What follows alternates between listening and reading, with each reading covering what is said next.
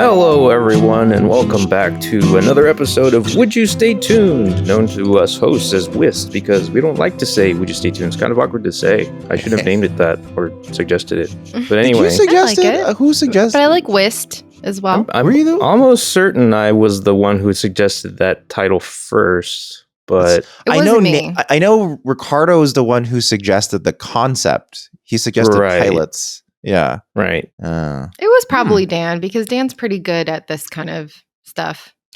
Naming stuff. If anyone happens to hear random popping noises throughout this recording, know that it is currently 4th of July weekend-esque. Like, oh yeah, just that's about. True. Mm-hmm. Yeah. So, we will hear from time to time. It's Independence Eve. Yeah, and people can't count or look at a calendar correctly or anything. They don't like want that. to. They just want to do the fireworks. Pointless. Whenever. We want to scare all the animals and the wildlife and the birds. And yeah, but we have to celebrate America, especially right now. So much to celebrate. Yeah, today's the best day to celebrate. Yeah. Be happy about. But anyway, on to the episode. More dystopian things. Yeah. So let's keep in the dystopian sphere. Or actually, I guess we should explain the concept again. Would You Stay Tuned is about watching the first episode, or sometimes, depending on what we believe is the first acceptable chunk of something, we watch that and determine whether or not it's worth continuing to watch based off of how engaged we are. Yeah. Off the pilot episode, which in TV is, I don't know if you're only as good as your pilot, maybe, I don't know, but although, like Dan said, sometimes we don't do just a pilot. Like for Scott Pilgrim, we had to do the first two, because if you did just a pilot for Scott Pilgrim Takes Off, it would basically just be the first 15 minutes of the movie in animated form, basically, with no real differences. I mean, to be fair, though, you can make an episode where that is what you discuss, where it's like, this was just the movie again, and there was a big twist at the end, and now I want to know what happens next. I would stay tuned. I know, but I just feel like there'd be so much less to discuss. Right. So, depending on what we believe is a better discussion, I guess we should say we might watch a little more first. Anyway, this episode. Yeah, we did Severance, but then I was about to say, Severance feels like the pilot is 2 episodes, because you get the 2 distinct halves of basically Mark's life as 2 distinct sections. I don't feel like that at all. Oh, really? Oh, no. Okay. That's interesting. Okay. Well, I feel like we should get into it then, Sarah, if you would like. Okay, just to explain, Dan and I have already seen the whole series. Not the whole series, just up to what's currently available, the end of season 2. Oh, right. Yeah. At the time of recording, only up to season 2 has come out. Oh, there's already a season 2. Oh, kabam, kablamo. Sorry again, honey. Must have been that bean you ate.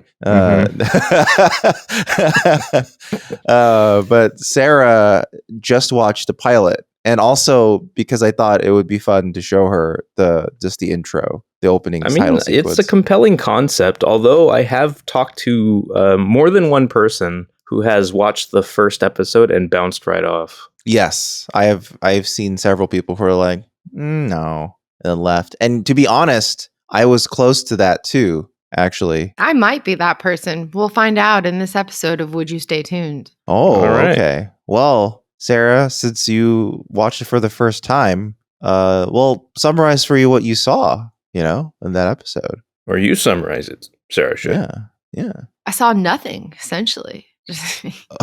Oh, wow. I'm joking. So it's Severance. When did this come out? Can we get a little history here? So maybe we can get a little context before we jump into season it. 1, 2021 or 2022? I think it was 2021. No, it was 2022. Yeah. It had been in development for quite a while, though. Yeah. One of the things I've liked about Apple TV shows, from what I understand, because it's a low priority for Apple, they don't really care that much to really push out content super fast, Netflix style. They kind of just let whoever's running the thing just take their time, and whenever it's done, they'll do it. And apparently also Severance in particular is an extremely expensive show. and they're like, just do it. Just do what you need to do. And I mean, what's money to Apple, who's that's the thing, $1 trillion corporation? Yeah, we can trust Ben Stiller. And also, I find it interesting that it's like the most. I think at the time of recording, Apple is the most like what would the term be? The richest company in the world, I think. Really? It's definitely up there. If it's not the number one, of course I believe it's $1 trillion. Like, I just feel like there's always some bigger company that technically has a name I don't know above them all. Okay. Some shadow corporation probably has more money. So right now it's third. But at one point it was the first. And it was the first company to reach $1 trillion, $2 trillion, then they $3 went trillion. down to third place when they paid for Severance season 2. And then the only two companies that are beating it are Nvidia and Microsoft because of the AI boom, basically. Sure. Well, I knew they had hit the trillion, and that should not be possible, but here we are. Here we are. So they have money to burn for setting up a quality catalog for Apple TV Plus. I'm surprised this show was expensive, because I thought maybe the contrary. I was like, oh, you would think all on a from set, the initial setup of just the hallways sure. It's all on a set. So. Well, eventually you'll see why. If you keep watching the show, it becomes pretty apparent as to why it's so expensive. But that get more, and like, the pilot, you see things that cost money. Yeah. That's later. Yeah. Well, clearly the pilot could have just been done in a warehouse of some kind for the most part. So this first episode is called "The Good News About Hell." Right. So I just wanted to point that out because that was interesting. But they don't give that to you in the show or episode itself. So that's like side content. They do. Where? So that's actually an anecdote. The first thing that but I mean, like, it isn't like presented as like this is the episode title. Oh yeah, they don't like most shows. They don't say episode title in the. Well, it's episode. like we come from Star Trek, where the title is on every episode in quotes. That's true. Yeah. But that's like a more older and even like Star Trek-y type of thing. Because even I don't know. I'm pointing that out because we're used to discussing the title because it's usually part of the viewing experience. That's true. And sometimes we try to decide, like, well, what do they mean? Why did they name it this? And that's true. This one's very clear what they meant, I think. Yeah. Also, the pilot episode doesn't have the credit sequence. No, I guess they didn't want to ruin the flow of what they were trying to do of having Mark go directly into the office. Right. Which is that's kind of that's kind of the sequence for this episode, because they play the theme song underneath it as he's going through his routine of entering. And this is directed by Ben Stiller, the actor Ben Stiller. Yeah. Well, to be fair, he's had a directing career long before this. I mean, the first thing he directed was a movie I hated. The Secret Life of Walter Mitty? No, it's that movie I fucking hate, like Reality Bites. That movie fucking sucks ass. But he's directed a bunch of other stuff, which is like, fun. Zoolander, that's him. So like, I think he does know what he's doing as a director. And it's what I find interesting is that every interview you see of Ben Stiller talking about the show, he initially approached it entirely as a comedy. So it was originally supposed to be a comedy first concept. And really? Which in retrospect, rewatching the pilot, I'm like, oh, the pilot's funnier than I remember it being. Yeah, there's definitely some comedy moments for sure. Yeah, but it's not like Zoolander. So Right. It's not what you would normally expect from like what Ben Stiller's reputation entails. Yeah. It's not like a dodgeball. Yeah. It's like not wacky, but it's like there's definitely a black comedy element running through the whole thing. It's definitely a dark comedy situation. Yeah. Which is interesting. There's instantly I recognize that guy who in my mind is a comedy actor. John Turturro. Yes. Oh, Adam Scott and John Turturro. Yeah, because he also recognized John Turturro. Yeah, there's a bunch of actors in here, comedy actors of all flavors and stuff Patricia that you Arquette, recognize another one who instantly. Yeah, which makes sense. It's Ben Stiller, and it's it makes sense that it's Apple, so it's going to have some star power behind it for sure. Also, interestingly, Ben Stiller claimed that he cast Adam Scott entirely based on his performance in Step Brothers, which is a very weird pull because Adam Scott's been in a ton of things. And it's weird that his character as a minor side character in Step Brothers was Ben Stiller himself in Step Brothers to any degree or involved with it? I don't think so. I think he just watched Step Brothers and was like, cool. Because I would understand that story a little more if he was like, involved with the making of it somehow. No, it's an Adam McKay movie, and Ben Stiller is not even in the cast as far as I remember.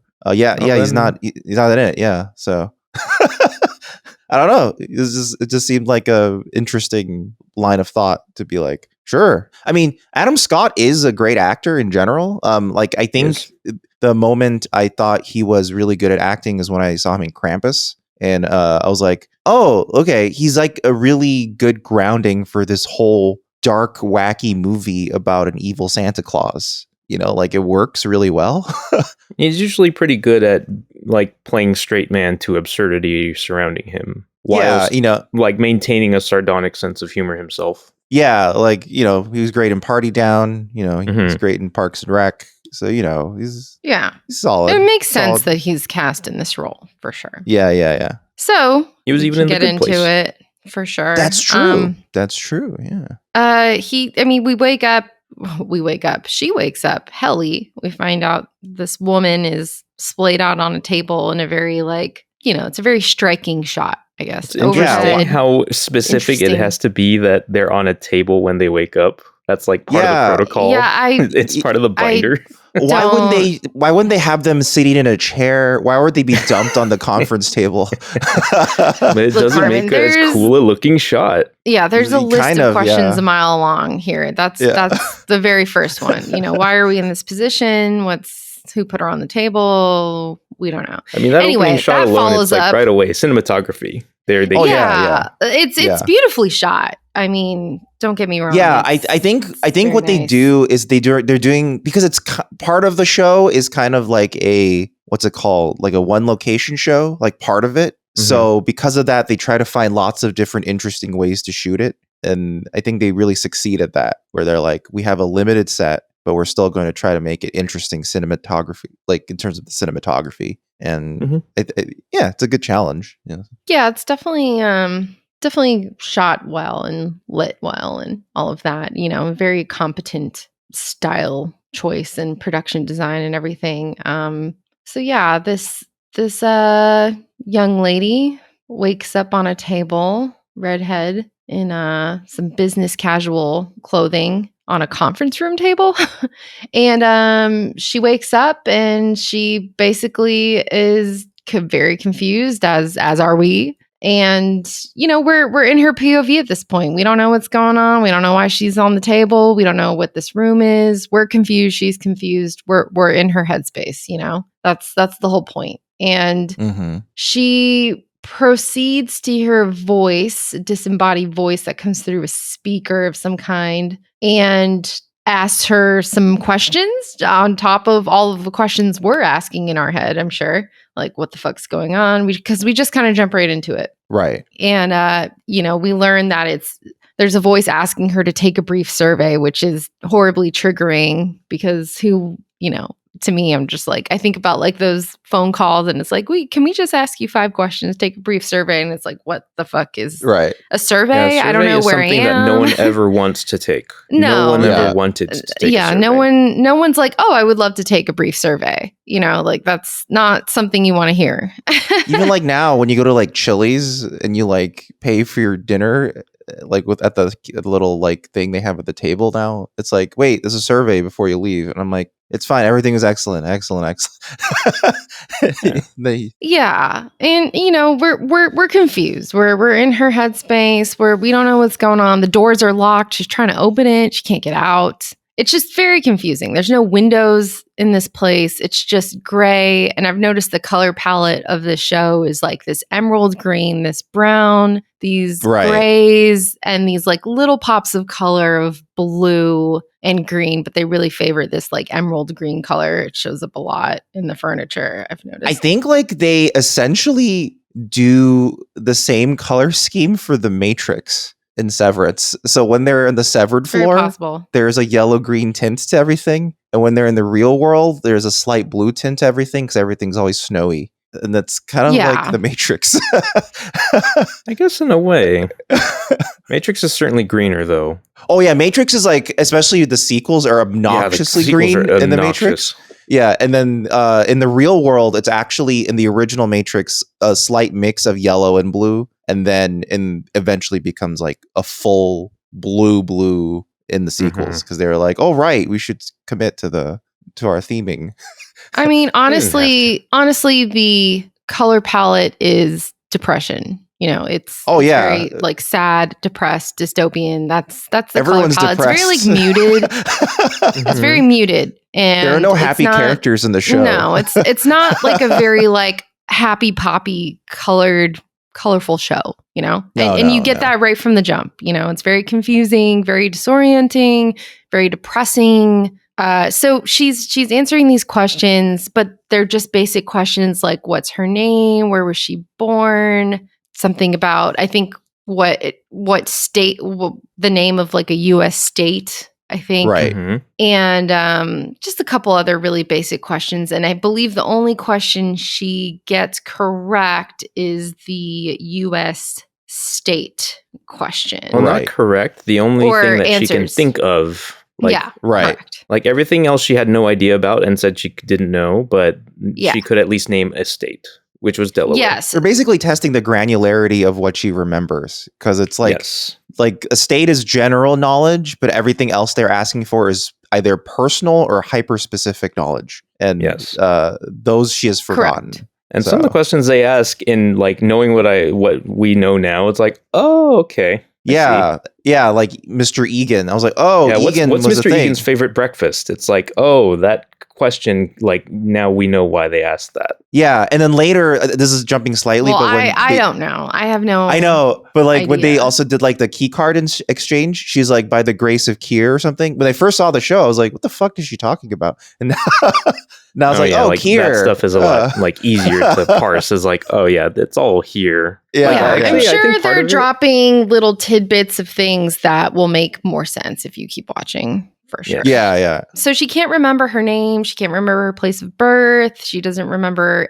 details about herself. And I believe at that point, the question about the color of your mother's eyes is a really good one because it's a panic-inducing like, oh fuck, I can't remember moment. I know. I instantly was trying to think of how I would answer that question. I was like, I think they're brown. I'm not sure. It's good acting too because Helly starts like freaking out a bit because she can't remember. Yeah.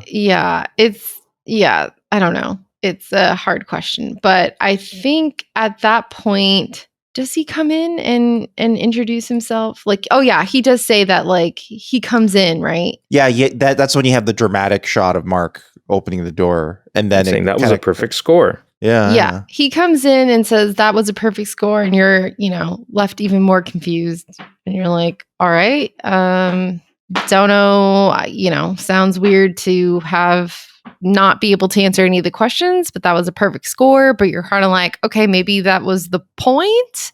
So you're kind of slowly in your mind trying to figure out what the fuck's going on. Of course, as Helly is also trying to figure out, and we don't know her name at this point. But basically, it's revealed. Why is he crying, by the way, in the car?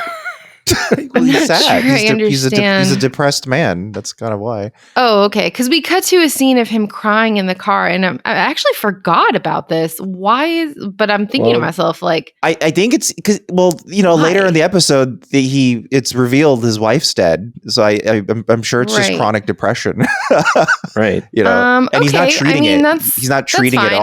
I don't have any judgment against it. That's I am very pro crying in your car before, after, during work. But it's also. Oh wait, no, not yet. It's not necessarily clear right now that the person we see crying in the car is the exact same person who opened the door. Right? Yeah, we don't assume it is. No. I mean, like what Dan is saying suspect, but they didn't give a clear view of his face when he opened the door. Right. And it's I think like also like Yeah, that basically. I was about to say something too much, but yeah. Yeah. So we learn this man's name is Mark Scout, I guess. So he's crying. I guess we just assume that he's going through something, but he works at the Lumen Corporation, which I don't know what. It's pretty unclear what they do. That's kind of the point, I guess. You know what, Dan? Yeah. I'm going to, at the end of this, I thought to myself, I watched this yesterday and I was thinking to myself, I need to make a list of what I do know. And that list is very short right now. I don't know much. Of the show in general, you mean? Oh, okay. Like I was thinking to myself, if I was going to make a list, like, okay, I watched this episode. What do I know? Which we'll get to. We'll get to when we get through it all, because I'd say like the last 15 minutes or so really like exposition, like that's when exposition really starts happening. Yeah, that's when like intrigue starts to build further. Yeah, really? Like I disagree. Like I don't Oh, okay. Feel that way at all. But anyway, it's just like that is where all the information is. Yeah, if there was any at all, it was going to be in the last 15 minutes for sure. So we do know at least that it's called the Lumen Corporation, which we have no idea. We also, just as a starters, we don't know what year we're in at this point. We don't know what city we're in. Yeah. We don't really, we know that we're in America, but we don't really know what time period. I think later on in the episode, there's a whole scene about World War I. So we know we're at least past World War I and World War II. And we know that there's smartphones. So we know that we are somewhere in maybe the early 2000s to present day, where we have smartphone capabilities and some technology to an extent, but we don't know exactly the time frame at this point. But they're also explicitly not being direct, because when they then go to work at their computers are computers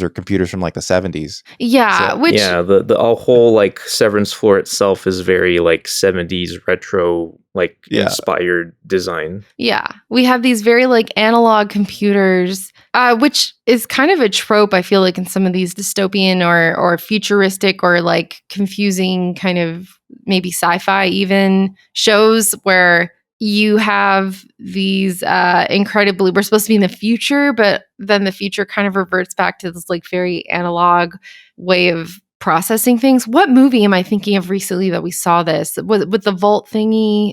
It's Fallout. Or show. Fallout, yes. Okay, Fallout. I was thinking here's the Fallout difference. in a lot so of Fallout ways. was intentionally doing a lampooning of what that 1950s thought the future would look like. Whereas Severance is intentionally doing a very explicit separation of aesthetics. Because if you look at, like, skipping ahead a little bit, when he's like getting ready to go into the severed floor through the elevator, you look at the guard's computer. He has a modern LCD monitor and keyboard. So his computer is modern. And very specifically, when they're on the severed floor, it is older and an older aesthetic, which sort of... But we don't know exactly we don't know if it's current day, 2025. We don't know if it's early 2000s. We're not sure exactly where we're at. Probably not all that important at the moment. At the moment, also, it would help to know, obviously, in terms of location, it seems like there's somewhere maybe in the Pacific Northwest. There feels like there's a lot of foresty things. There's snow. So that would be my guess. But the cars Pacific also Northwest. look a little older.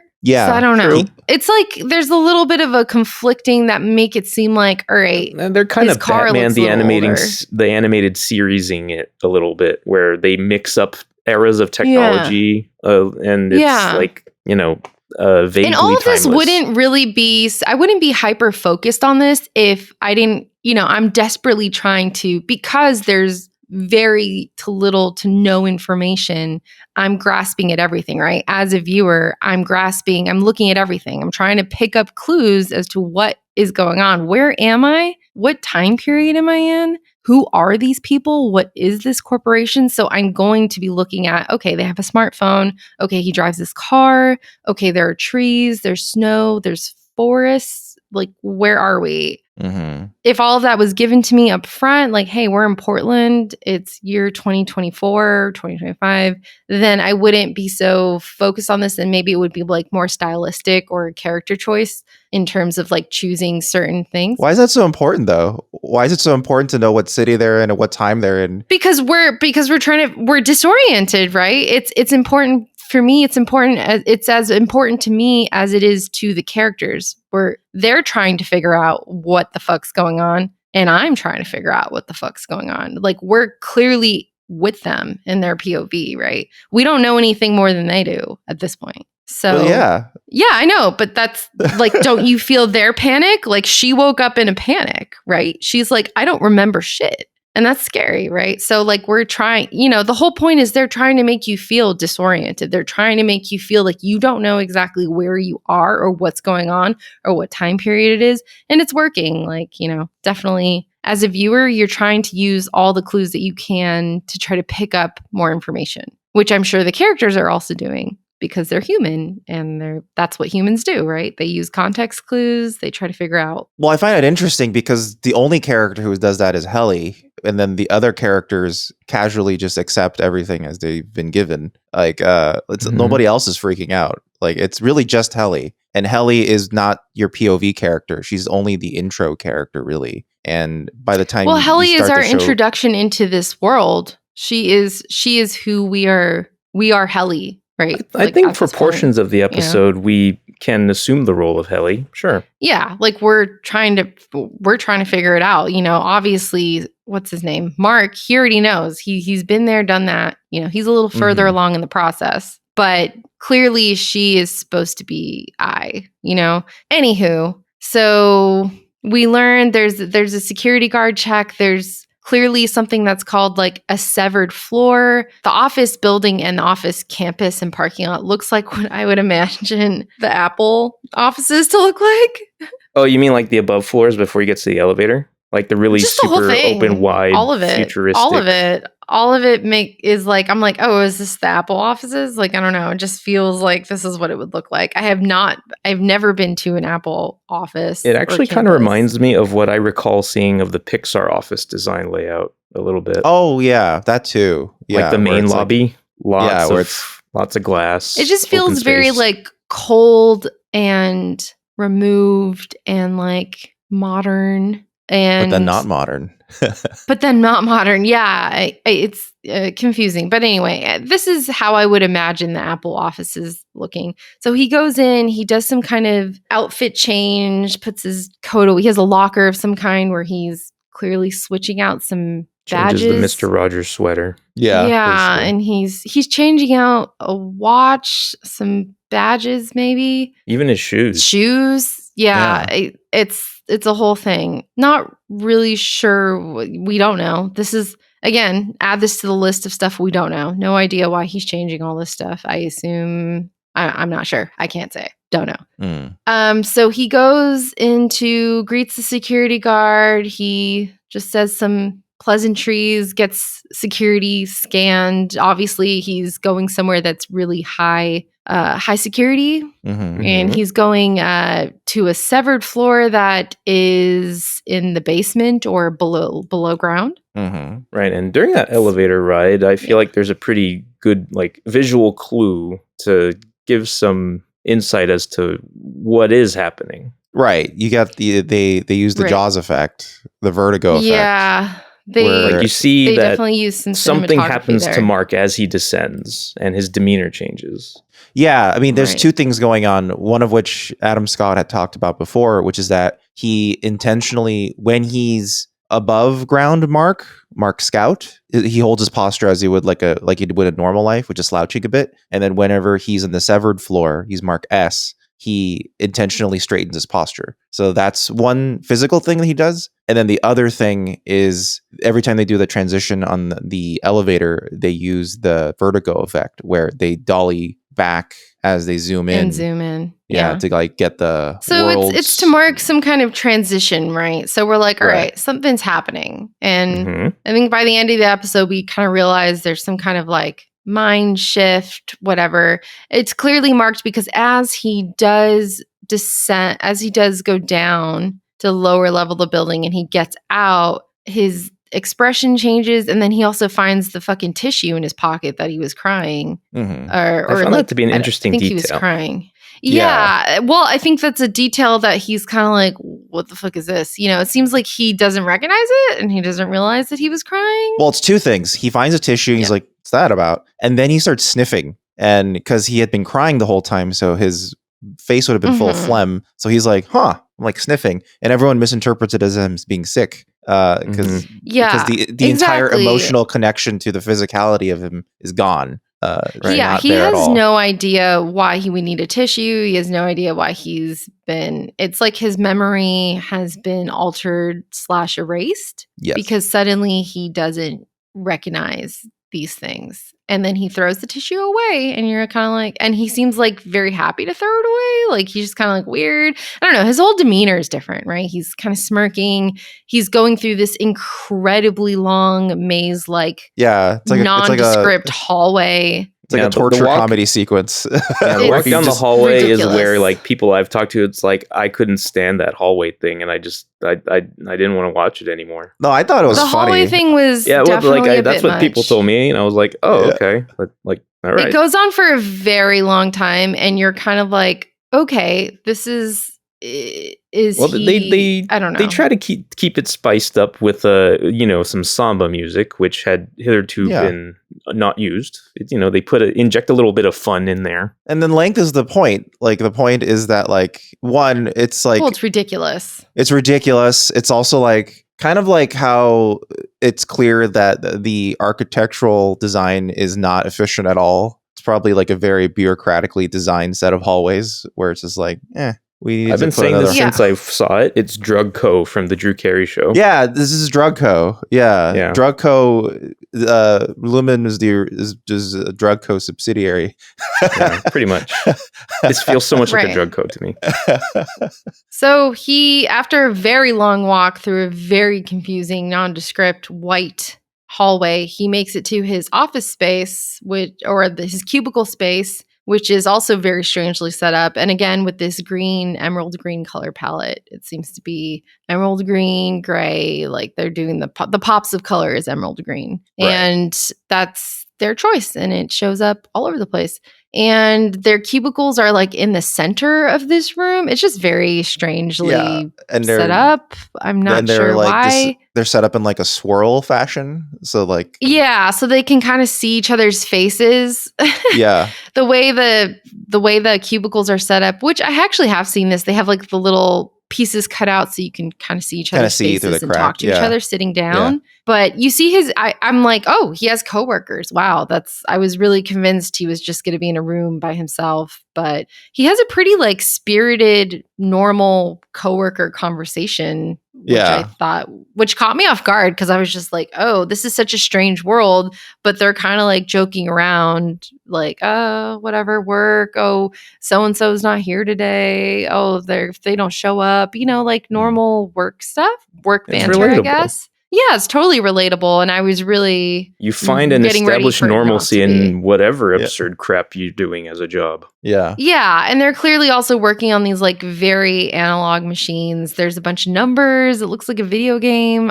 I don't know what they're doing. It's not explained what they're doing. Yeah. It's macro data refinement. That's what they're doing. Data refinement, right. Whatever that means. So we have no idea. But we do know that he is looking for a coworker who we find out is his supervisor named Petey. And somebody comes into the room and asks him to go see the boss. Mr. Milchick. Yeah, we don't know what it's about. And we find out eventually he's led down to a hallway to another office. And essentially we find out that his best friend / best work friend, Petey, has left. Or has with the company. Voluntary left or is no longer with the company for some reason. We don't know. Again, add this to the list of things we don't know. Mm-hmm. Because they say specifically he has like maybe an NDA or something. I don't know. Or like they're privacy. Claiming they cannot say things because of NDAs. Yeah, which I was like, okay. So Mark is then promoted to supervisor, which is a strange way. But then they have this weird, like they have the board on the phone, but the board is like only listening in. I don't even know if they're on the phone or not. It's just very weird. That also immediately struck me as odd because it's established from the very beginning that John Turturro's character, Irving, as he comes in, is the like most senior employee in that group. Mm-hmm. But Mark is promoted above him like quickly, which is very interesting. Yeah. Very confusing. We're not sure the power structure here, but now eventually we are clear. It seems that Mark is now the supervisor / boss / highest around in his group. He seems to be willing to take the role. He doesn't seem too upset about Petey, at least not on the outside. I mean, I feel like he's upset, but he's just kind of like, you know, gotta do my job. Gotta get on with it, I guess. He's probably very relatable. Holding it in. I'm not sure. I mean, not relatable to me. I would have been raising hell. Like, what the fuck? Where's Petey? I'm gonna get Petey on the phone right now. What the fuck happened to him? You know, like you owe me an explanation. I don't care about no non-disclosure. Where's Petey? You know, like you can't just do that. So they're talking about privacy, non-disclosure, again, adding to the list of things we can't know and why we can't know them. Don't know. We meet his Miss Lady here with gray hair. What's her name? Her name is Coble. Corbell? I think it's Coble. Cobell? Miss Cobell, so, I think. Yeah. Cobell. She has an office with a little bit of personality. I mean, she's got like a plant. She's got, you know, she's got some posters. Some different furniture, you know, it looks a little bit more lived in. Mr. Milchick advises him to compliment the office, and when he does, she's like, it sucks. And he's like, the old one was better. I think a funny detail is that they have a coat hanger in the corner, but it's still like wrapped in saran wrap, like it hasn't been unwrapped, as if it had to be delivered wrapped very carefully. I didn't notice that. Yeah. And then she does this weird thing. A handshake is available upon request. What the fuck? Oh, her whole thing is weird. She's like, this feels like the comedy part. Yeah, the promotion is done with like almost like a religious ceremony. The handshake available on request. Oh, the board will not be participating vocally today. You know, it's like it's all like, very strange. It's like corporatism taken to religion. That's basically what's going on. It's like satire on the corporate world. The board is basically God, and they're like basically doing like a prayer to God in order for this communion. And, you know, a handshake is available upon request. I mean, I guess we should be so blessed to shake her hand, I guess. I don't know. Yeah. It's interesting to try to figure out what's going through Mark's mind before he like takes the opportunity. It's like, well, I probably won't. I think he's like, this is fucking ridiculous. But I mean, it seems like he's I better take advantage of this while I can get one. Yeah. And he's like, may I have a handshake? And she's just like, looks very awkward. And she's just like, yeah, okay. And then he seems. She was like, I wasn't expecting him to want one, but sure. that is the vibe you get. Yeah. And so he just hops right into this new role. He's just like, fuck it, just gonna do it. And apparently, I don't know, she's like, just, you know, stick to the flow chart, look at the documents, escalate, follow. Well, he's instantly brought into an onboarding, basically. Yeah. They have a new employee starting. Basically. And she's just like, you'll be fine. Just stick to the prompts, whatever. And I'm like, okay, that seems weird. So we basically learned that we are now taken back to the beginning of the episode. Circle. Yeah, full circle moment where we learn that he is actually the person that was interviewing Helly that woke up on the table in the beginning of the episode. So we're kind of seeing the flip side of that scene here. And we're also seeing that he kind of fucked it up, which may have contributed to her confusion. Maybe? Because he skipped straight to questions. So there was supposed to be a preamble that sort of explains, hey, welcome. This is what's going on. Would you like to do a survey? He went straight to the survey. So the first thing I feel like the preamble was not very clear either. Like, oh no, it wasn't going to help. I mean, like he says later when he sits down with her, he's like, I mean, he had an even worse response than she did. Like he threatened to kill the guy. Right. You know, it seems like pretty much everyone who shows up this way has a pretty rightfully so, panicked response to what's going on. Right. This is a weirdly normalized requirement of starting the job. Right. Getting over this brief disorientation. Which is weird because I'm surprised at how badly he's fucking it up, I guess, because it doesn't really seem that hard. It's like, okay, just read the preamble and then just ask to follow the chart. And he seems like he's doing just such a terrible job at it. And it doesn't seem like it's a necessarily hard thing to nail. So I was a little confused why he sucked so badly at it. And if this was is this a main aspect of his job? Because if so, I don't. This ends up being the first thing he has. It's his first time doing this particular task. Yeah, it's the first time he's done this task. It is something. Is it something that he has to do regularly? Why? Well, they're doing it because they needed a new employee because Petey's gone. So once they have the replacement, they can't. That was fast. It was fast. It was very fast. Yeah. I mean, if I were going to revamp this onboarding process, maybe start with the video that we learn later that would make some self-recorded video. That's a fair point to make. Yeah, that would probably be a good starting point because then at least you're watching yourself, something that's a little bit more familiar to you than. It reminds me of they should have onboarded like they did in The Good Place, where in The Good Place the very first thing they see is, "Hi, everything's fine." No need to panic. You're not dead. The first thought I would think is I'm dead or I'm in hell. Well, in The Good Place, you are explicitly dead. But then, he goes, "Oh, everything's fine," and there's a nice little interview where he's like, "You're in the good place." Blah blah. And then, but in this one, they're like, "Oh, we fucked it up." It's like another giant bureaucratic fuck up where they're like, "Oh, shit. She's responding poorly. What do we do? There's nothing in the flow chart that indicates what to do here."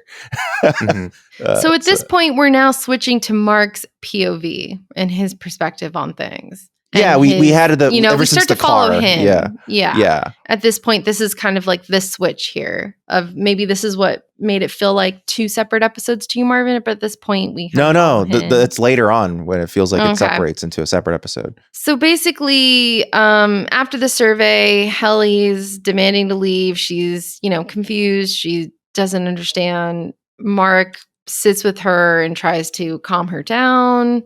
What's the rule? If you ask to leave 3 times, you have to. Yeah, they have a contingency where if the subject asks to leave 3 times, they are to be shown the stairwell. Okay, right. So that happens. He shows her out. He walks her out, and she's like, "All right, awesome." And then he's like, "Well, before that happens, she assaults him by throwing the speaker at his head." I forgot about that.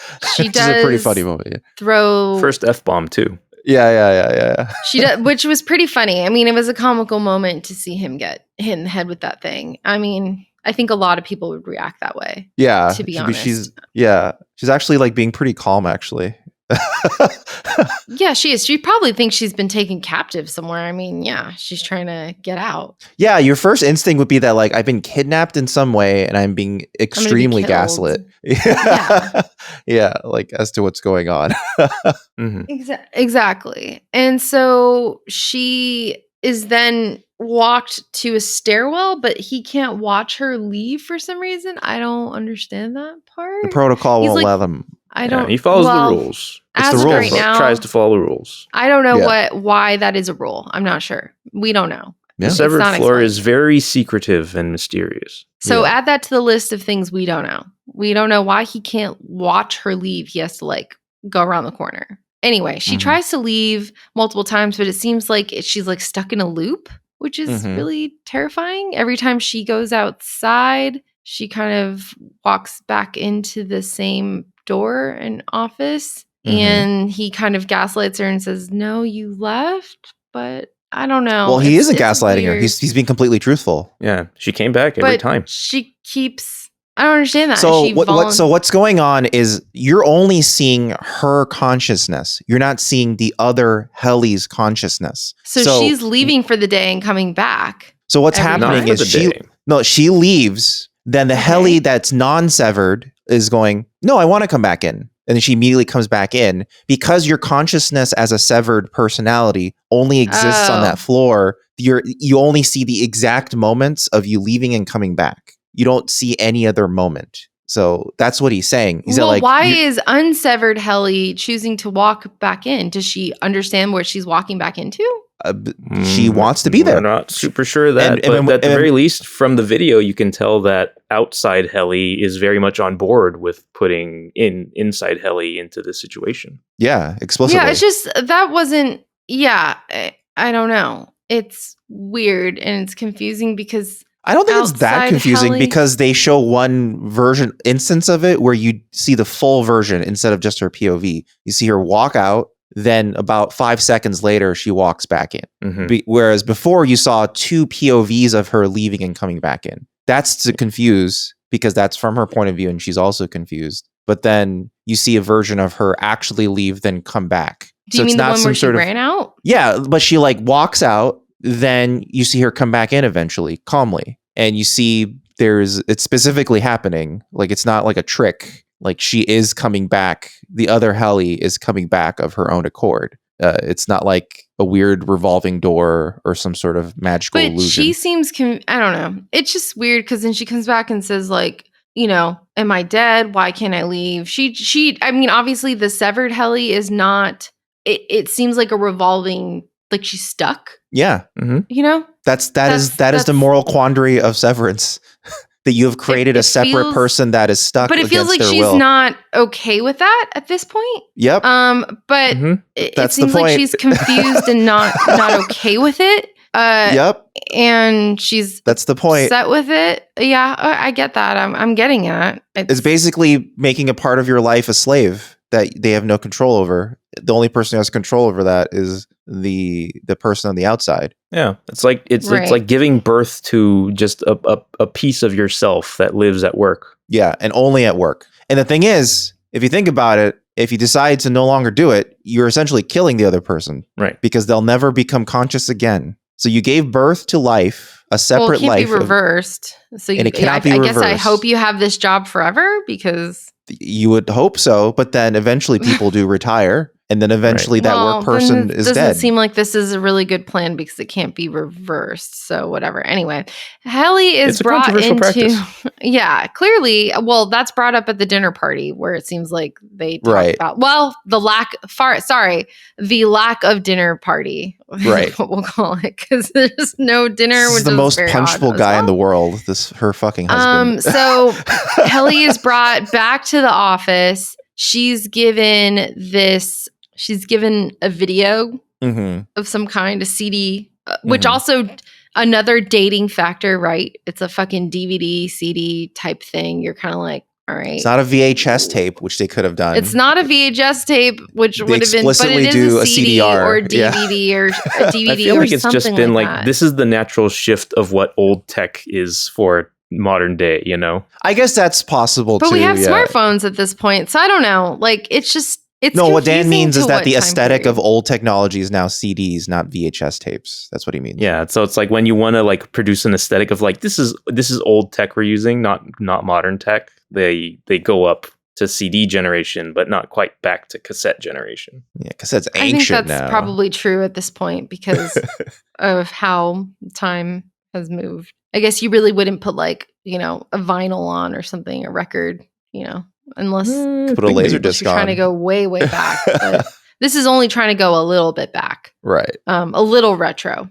if you will. So she's watching a video of her undergoing voluntarily saying, I'm undergoing this severance process. You're going to have your memories split out. So you remember nothing of your time at work and like vice versa. Like, and this is where real exposition begins. Yeah, this is where you learn like, okay, this is some kind of procedure that they've done. This is something that they've elected. And then they talk about work-life balance a lot prior to this moment, I think, a little bit. Yeah. And you're kind of like, oh, okay, are these people that were really bad at work-life balance and decided they needed like medical intervention to really sever their unhealthy relationship with work and life? Well, eventually in Mark's case, you will see why he severed.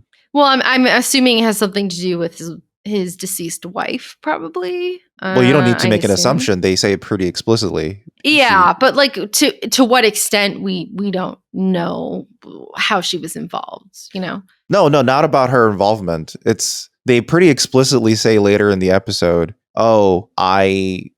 he's severed so that there's at least a part of him that does not have to remember the death of his wife. Mm-hmm. That is why he's severed. Right. I guess what I mean is we don't know in what capacity he worked with his wife. Right. So he didn't work. That's not that wasn't the point of. Oh, I thought maybe you were saying he wanted to just. Oh, okay. Well, I understood it as they worked together. Oh no! His wife died. They both worked at a university. They were both professors. His wife died at some point, and he became so depressed that instead of dealing with it, he decided to take a job that required severance so that only a portion of his life doesn't have to remember his wife at all. But there's still a portion of you that does. So yeah, I mean, it's he made like kind of an emotional decision because he's also like not well emotionally.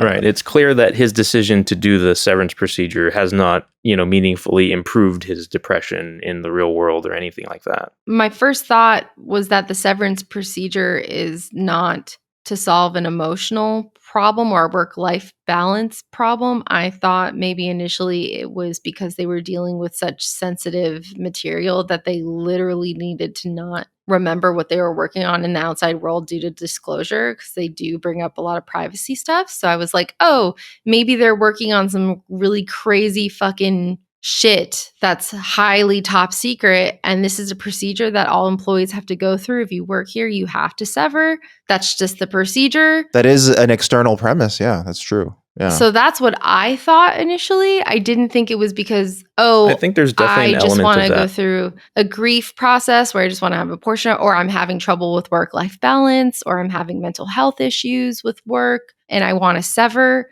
I'm still actually not sure which it is, or if it's a combination of both, because it seems like they are working on sensitive information of some kind. I don't know. I'm not sure what they're doing. From the dinner party, it seems like people's public perception of the job at Lumen is that high security jobs require severance. I think that's how they even phrase it. It's like his job that's is how so... Rickon phrases it, yeah. Yeah, he's like, oh, it's such high security that it required severance. So I think externally, the company gives that as a reason for severance. For Mark in particular, Mark doesn't care about any of that. Mark took the job because he wanted to be severed.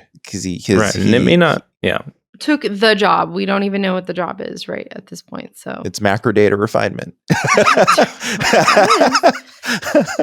Okay. So we kind of learn a little bit that Helly has voluntarily chosen to be here. Basically, from a severed worker's perspective, they kind of explain a little bit more, and this kind of gets explained later on in the episode, that like you clock in at 9 or you clock out at 5. They stagger their leavings. Do you feel as if there's no time has passed at all, or they can remember? Or is it like? Are you asking like how they perceive the time? Yeah, like do they feel like? I'm still not 100% clear if they can remember, like, oh, I've been at work. Like, do they feel the passage of time, or is it like, oh, no, I'm just so the way the hallway worked when she was like going to the stairwell then coming back? Yeah, that's exactly how it would feel like in the elevator. Yeah, like as you leave the elevator, you're coming back down the elevator already. Yeah, and then when the door opens again, you're back. Your passage of time is fucked up. Like your passage of time is there. You just miss your chunks of time. Yeah, your actual conscious living time is just missing chunks and just stitched together like as one thing. Yeah. Okay, this sounds awful. Yeah, sure does. It sounds horrible. Sounds like I don't know why anyone would voluntarily do this. This sounds like hell, to be honest. The thing is, it's like it sounds like a potentially extremely selfish thing to do, because the person on the outside never has to experience work, but actually gains all of the income from work, whereas the person in work only experiences work their entire life until they functionally die. That's terrible. This is like Calvin and Hobbes cloning himself and trying to tell his clone to do all his work for him. Yeah, exactly. It sounds like hell for that person at work. Yeah. But also weird for that person on the outside. Like, how do you work is such an important doesn't matter. I didn't have part to feel of work.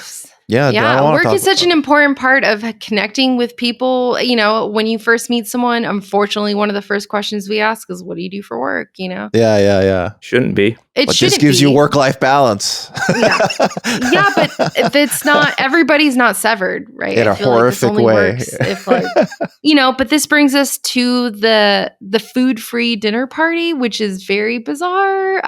You get there and everyone's sitting around it first brings us to the introduction of his sister, which is potentially my favorite character in the show. I love that character. And I feel like the show feels at its most natural when it's Mark and his sister interacting. It feels like they have the most like jovial chemistry together. Yeah, they have good sibling energy. It's the only time Mark Scout, like top ground Mark, feels happy is when he's we forgot to mention the Pip thing. The Pip. When he gave him a gift card. When he gets hit on the head, you know, they think everything, right? So because you're gonna go outside and you'd be like, how the fuck did I hit my head when she threw the speaker at him? And they left a little gift card on his car for like along with the cover story. Hey, you fell at work. Oh my god, everything's okay, but here's a fucking gift card to make it better. Please don't sue us. Wait, we also skipped over the scenes that Helly and Mark had with Miss Cobell. Like first, Miss Cobell apologizes for how things have gone so far with Helly, right? And then later with Mark, we have another comedic when Miss Cobell snaps for just a second, right? Oh, where she shouts yes. Yeah, that he's just not really doing his job. Just completely loses her shit for half a second, which is tonally. I don't know. So you get the sense that Miss Cobell herself is also kind of maybe have something odd about her. But tonally, I'm not sure. It feels like a very serious, weird, dystopian world we're in. But then there's these brief kind of moments of absurd comedy that I'm not. You can find humor any old time. I'm not 100% sold on personally. It feels tonally a little too when she snaps, it's haha funny, but at the same time I'm also what? I don't know. Well, it's not just for the sake of being funny. It's also a glimpse into her character more. It's not wacky I mean, what do you learn from her character from that? You learn that she has an edge underneath her that she's barely keeping under control. That's kind of important. Control in what? What is she trying? We don't even know what she does. At work, one episode. You want so much out of one episode. That's the whole conversation, right? So I don't know. I'm just I don't. Yeah, I'm not sure. It's a little jarring for me. That's just my personal feelings. When I see these random bursts of these comedic moments in such a serious, somber show, it kind of takes me out of it sometimes, and I'm okay, that's strange. I don't know if it's that serious or somber. It's very serious and somber. What are you talking about? I don't think he's it has crying in his car. He clearly doesn't remember anything. It's they're going into this prison style workplace that is very dry. Well, that's because you're thinking it through and putting yourself in their shoes. Yeah, but from the beginning, it's been absurdist. I don't think it's been super somber. I think the characters are depressed, but the shot of him crying in the car is almost a comedy shot in the way it's shot in the wide. It's dystopian is what I'm trying to say. But this dystopian is not a world, can be absurd, this is not a world that I think people want to live in, where there's a food-free dinner party. There's a procedure where you have chunks of time missing from your life. It feels very dystopian, right? It feels like we don't this is not okay. But ideal, I think there's I think there's a problematic thing now where you're not making a distinction between living in the actual world versus a show. It's saying I don't like TNG because I don't want to be on a spaceship. Where it's well, you're not going to live on a spaceship if you watch the show. That's not the experience of watching the show. You know what I mean? I feel like the show itself is presenting the entire world to you in an absurdist way. The fact that I don't know. I'm not so sure that attending a food-free dinner party is everything. Okay, granted, and she's only seen episode 1 here. Like Marvin and I have the benefit of watching 2 whole seasons of where this show goes, and like a food-free dinner party doesn't seem absurdist to me. Actually, how could that not be absurdist? Well, the food-free dinner party. It's strange. No, okay. I'm sorry. How can you see a scene with this character? It feels dystopian. It feels weird. I'm sorry. How can you see this scene with a food-free dinner party as a concept and their kids being raised in a room with 3 beds because they're going to be afraid of growing up on a different bed? Not funny, and not absurd. Like that. I'm sorry. You can't. It feels depressing to me. What? I'm sorry. That's super weird. Dystopian. That's your take on it. It feels dystopian. Like, why do we have a food-free dinner It's dystopian party? Is it because there's no literally food? in it, maybe, but it's when you're watching it as a show, it's funny. That's like saying, yeah, if you were hit in the face with a pie, that would suck. But it's funny to watch that happen to an actor. This is a very strange non-distinction you're having. How dare you? I guess. I mean, we just have a difference of opinion on that. It's fine. I can understand that. I find that genuinely strange. Well, okay, my take on the dinner party, I remember now, when I first watched the show, I was like, wait, are we living in a future where food is so scarce that you robot can't trucks? That's what I thought, right? Well, exactly. That is an implication that you can take from what there. What the fuck? And then, clearly later on, we find out no, that's not what happened. She makes him a sandwich. That's interesting. I immediately saw it as hippy dippy bullshit. No, at first I was like, well, it's because when you don't know who Rickon is yet, you're not sure. And also because it's everyone else too. It's not just him. It's everybody. Yeah, that's the thing. I think the moment I saw Rickon and the assholes he hangs out with, I was like, oh, they're all hippy dippy bullshit people who are going along with this new agey idea. It's just unclear is what I'm trying to say. I don't know. They're basically calling a hangout a non-dinner dinner party. And it's just you're just hanging out. Just say you're hanging out. It's like when tech bros invented vending machines again. And you're like, no. That's a vending machine. I would venture to guess that I and Sarah and I weren't the only ones who misinterpreted it as is this a future where food is hard to come by? Yeah. Oh, that's fascinating. Okay. Yeah. That's definitely but just for that a brief was a moment thought. Though. That thought gets dispelled eventually, of course. But I mean it's a thought that runs through your mind, but you clearly see that the house that they're in is people with some means. It's not a shack. Right, yeah. It's not a disheveled fallout situation where, we're living on, the bare necessities. They live in a very nice place. They seem like they have what they need. I think there is water on the table at least. Yeah, and they have placemats for dinner as if they're supposed to be food. Right. And there's wine. I mean, he does drink wine in his own place. He does, So you're kind of like, all right, I'm not 100% sure what's going on here, but maybe it's a weird trend, like the eating in the dark thing. I don't know. But anyway, we get through the dinner party and his sister is pregnant. And you learn that it's his sister and his brother-in-law's house.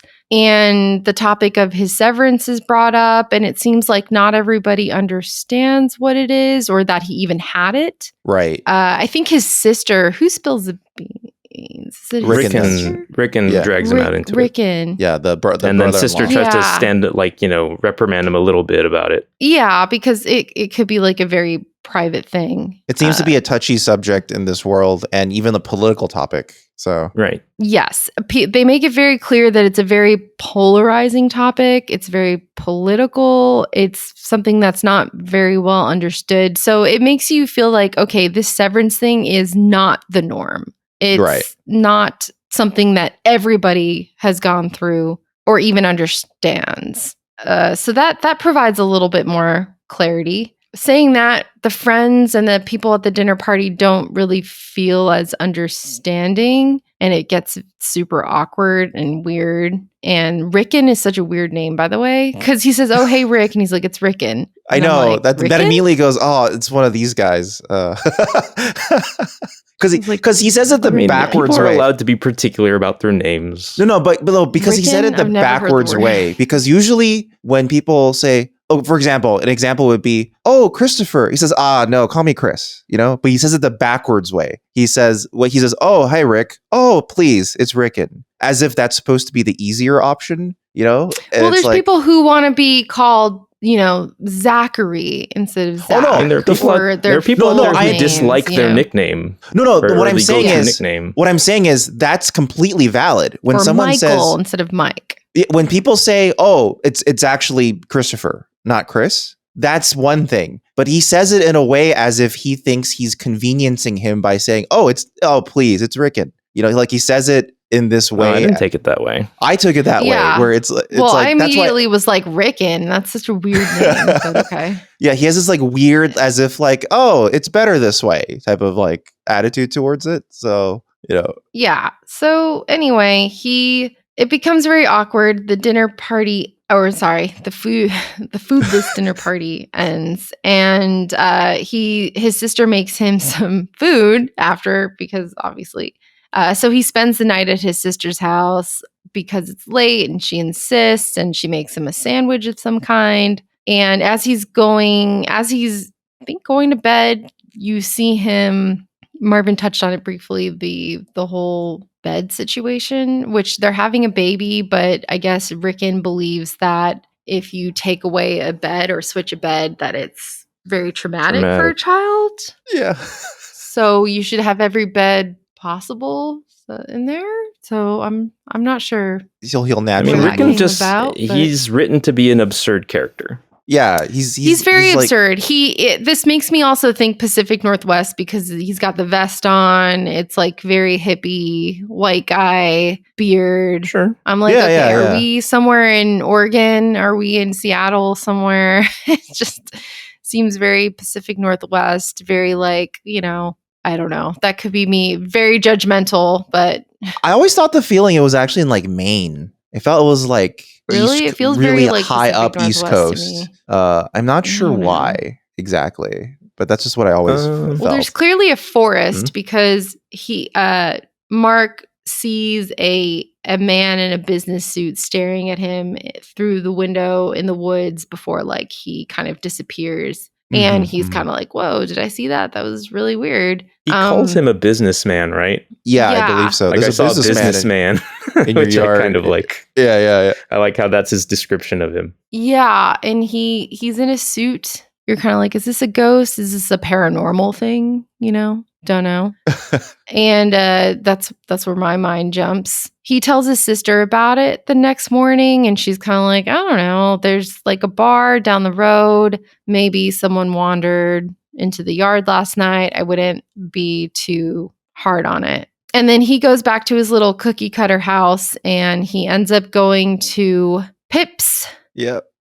For the VIP dinner experience at Pip's. Yeah, it's kind of hilarious. It's just a booth table. But that's exactly the same as the other booths. It's just in a separated area.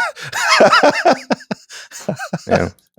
It's great that this dumpy ass diner has a VIP section. It's great. So he essentially he's also having this like ongoing conversation about these recycling trash bins with a neighbor. Yeah, Mrs. Selvig. Yeah. And it's constant about this. It's very triggering. I've had neighbor recycle bin and garbage bin issues in the past. So for me, it was very triggering conversation to have. The cops called Although on this us. conversation seems to be going very well. So I don't know if it is or not.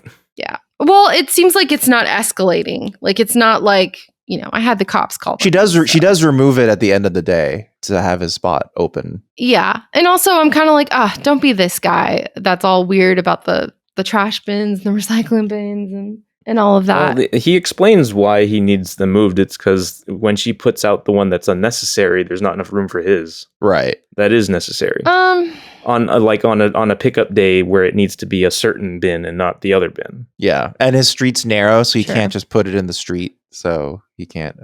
Yeah, he's not just being a Karen. He has a reason. Right. He's like, I would like my trash to be taken, like please. Seems like it. Again, I just have past trauma with trash bins and things like that. So right. Anyway, a man comes up to him and the same businessman. The same businessman that he recognizes, that he saw from the woods. He doesn't look too scary. He seems that he recognizes Mark and knows him pretty well. Mm-hmm. This man tells him to hang up the phone and that, I'm your best friend. My name's Petey. And you're like, oh, I knew right away. I was like, I bet you this is Petey. Right. I'm sure it is. And of course it is Petey, his best friend from work. And he tells him, oh, I'm your best friend and you're my good friend. Oh, I thought that was funny. Yeah, that's a good joke. That happens at the end of the conversation. Yeah, he does tell that. I just wanted to say that. But he basically tells him that outside Mark knows that he's been severed. He knows that much at least. But Petey manages to tell him that he was able to reverse his severance procedure. And now that Lumen is like after him, right? They're trying to. He seemingly remembers what it's like on the severed floor, like on the outside. Right. Right. But this also makes me think, I don't know if he talks about what kind of work they did, because this is what I suspected, is that maybe they're working on something that's like crazy and that, is super private or high security. And I wasn't sure. But I think, doesn't he say that, Petey, does he mention like, oh, if you knew what we were working on or something? Did I imagine that? No, he doesn't say anything like that. Yeah, he basically does he say that anything they've been working on is like sensitive at all? No, he says nothing down there is what it seems. Yeah, that's what he makes it very clear that what they're doing seems a bit off. Yeah, I'm not sure, but Petey definitely says that. It's a very like conspiracy type conversation where it's like, "Well, are they after you?" And he says, "Yeah, they are." Like, pretty plainly, like this bit. But why would they be after him? After me. Why would they be after him if there wasn't something to protect? Corporations are usually not very good. And also, yeah, exactly. Above ground, Helly said, "Oh, she knows very explicitly this process is irreversible." And we have strong evidence that it has been reversed. Yeah. And Petey even says it wasn't easy bypassing the implant, but I had help. Right. Correct. So you learn that I don't know what Mark is supposed to do with this information. I mean, that's pretty interesting to get this information and be like, okay, so this procedure is reversed. It makes you wonder if he's going to try to reverse it to maybe. I want to point out a little moment that I really love in that conversation with Petey. Like right away, like as soon as Mark says one thing, Petey says like, you sound different up here. Worse. Yeah. Yeah, worse. And it's just like a constant, like throughout the episode, you could kind of see Mark scout, like Audi Mark getting kind of dumped on by life. And everyone. Everyone just goes, oh, even like when you see like first you are not dealing with your shit properly, you suck. Like, that's all anyone is telling him. Even when he first meets Rickon, Rickon's like, you look healthy, know, he's like, it's clearly Mark's having a rough time, or he's doing better, but people are just, But Petey also leaves him like a greeting card, like as a covert message. Yes, with an address, right? Right. At the back of it, there's an address on it. Yes. Well, and also the card like kind of more clearly outlines like to his that niece. There is something wrong with what they're doing down there. Right. Yes. Okay. So that's where I pulled it from. So the card does say that, right? Yeah. We used to wonder what kind of men we were outside, what choices we had made, and why. Does that make sense? And we used to think that it would take a monster to do this to ourselves. Or I used to think that it would take a monster to put someone in a place like that office. He says that. Especially if the person was himself. Yeah. Yeah. But they don't really talk about what they do for a living. It's more about the situation they're in. Right. And that's more of the But then the immediate thing that then Petey does proceed to say, but we're not monsters, Mark, not real ones, as though he's implying like, what we did might have been bad, but Lumen is still really much worse. Exactly. Right. Like you have the context of the whole series. I have the context of this is what it appears on my end. It appears that Lumen's doing something evil that they're hiding from the public, and that there's a reason that it appears that Lumen is evil. A big secretive corporation doing evil? Yeah, exactly. Like they're clearly up to no good. Even though what they're doing, everyone has voluntarily agreed to do. For some reason or other. So, yeah, it's just something's not adding up. And that's my thoughts about that. And so he has this address. He tells him to trust no one. He leaves. And then we see that Mark's neighbor is actually the boss lady, Miss Corbell. Right, whom he doesn't recognize on the outside because he can't. Yeah, he doesn't recognize. That's another issue. You could be like totally, I don't know. And we also have the revelation here that outside, his boss down there is playing a completely different person. Or presents as a completely different person with a different name. She's Mrs. Selvig. Corbell, and then she's Mrs. Selvig up here. And clearly she's not severed, so she seems like she's up to no good. She's clearly playing the role of two different people. For what reason, I don't know. There's two intentionally conflicting stories. Downstairs, she says, my mother was an atheist, and she would always say that the good thing about hell is that it's an imaginary place, but the bad thing about that is that anything a man can imagine, they can make. And then the Mrs. Selvig says, my mom was a Catholic, and she said, kids need 8 hours of sleep in order to be blessed by an angel. So it's like two explicitly conflicting stories that could not add up. So that's one thing. The other thing is, this is the part where I was saying it felt like two separate stories, because it's like, I feel like you could technically have ended the episode right as he was about to hit outside heli on his drive out. That could have been like the end of that episode. All right. Well, we skipped over that part, but like as he was leaving the parking lot on Heli's first day, he almost runs over outside Heli. Yeah. And that seems like, that's like a little moment to end the episode on. And then the next episode is seeing all of outside Audi Mark's life, and seeing what that's like. It's far more depressing. And he's essentially a functional alcoholic in an outside world. Although, if you had cut off the first episode where you suggest, we would be left wondering, what was he crying about?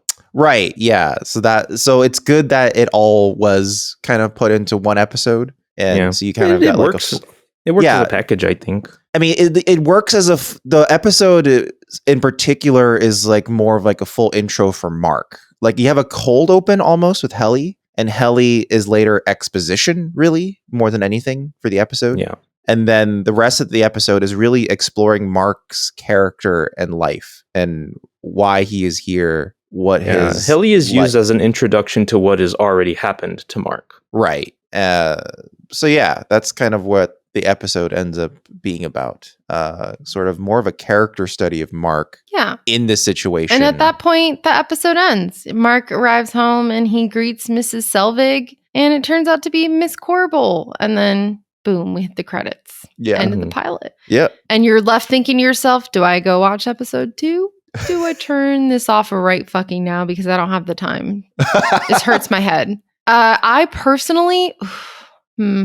I think I would give it, if it didn't hook me after episode 2, I think I would stop. It's on thin ice. Interesting. Let's put it that way. It's on very thin ice with me. It's fair to give it another episode. But I think I'm willing to give it one more episode to reel me in. If not, then I think I'm done. I think that's also not an uncommon opinion, actually. I think there's two places where people said they dropped off the show from what I remember. One is once Mark is doing office stuff, like he's like just in the cubicle and doing stuff. And the other is wait, what do you mean during the first episode? During the first episode, yeah. They like kind of like the whole sequence of him like entering and walking and hanging out in the cubicle. So people were like, I'm done. And then the other part where apparently people sometimes drop off is when they see Surface Mark. We're using the terms Audi and Innie, but because that's a term that'll be used later. But Audi Mark, basically, Audi Mark is, you start seeing his life, and people go, "Oh, that's depressing. I don't want to watch anymore." Yes, which I can get. This show deals with heavy themes despite its humor. Yeah, if you are one to like get a little affected by these themes. Yeah, but a lot of shows are pretty dark and heavy with pretty rough themes. Like it struck me when I was watching this episode now, after having watched, 2 seasons worth, how much of the moral dilemma was already bluntly laid out in the first episode. Yeah, pretty bluntly. Yeah. Yeah. What is the moral dilemma? The moral dilemma of creating a version of yourself that, is essentially a slave stuck in a floor that can't live their own life. Yeah, they even have a conversation. What is the dilemma there? Is that just not wrong? Straight up. Well, it's the wrong. Dilemma is that some people resort to doing it. The dilemma is that it exists. So basically, so it happens. Helly has been severed, and then Mark goes, you grow to. So wait, just to be clear, based on this pilot, you both chose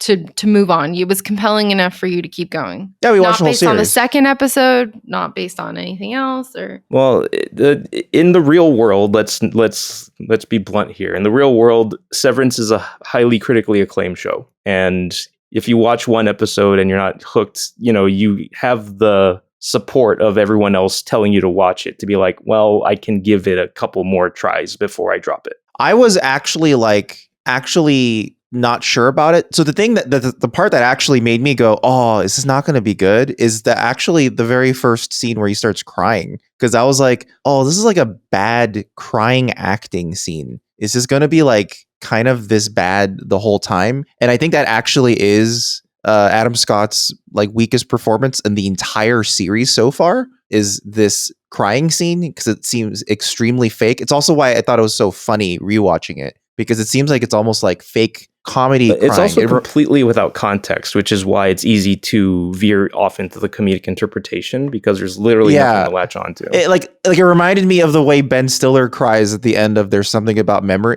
Like something about memory. Where he's just crying as he's walking out of a door, and it's just like this terrible acting. And I was like, oh, is this going to be what the show is? And it actually hooked me once they went all the way down to the severed floor, and I was like, oh, there's character stuff happening. Oh, John Turturro showed up. Shit, that's cool. And then you see all these other things happening. Some people will watch just because they saw John Turturro. I could be one of them. Monk went up several notches for me just because John Turturro ends up being Monk's brother.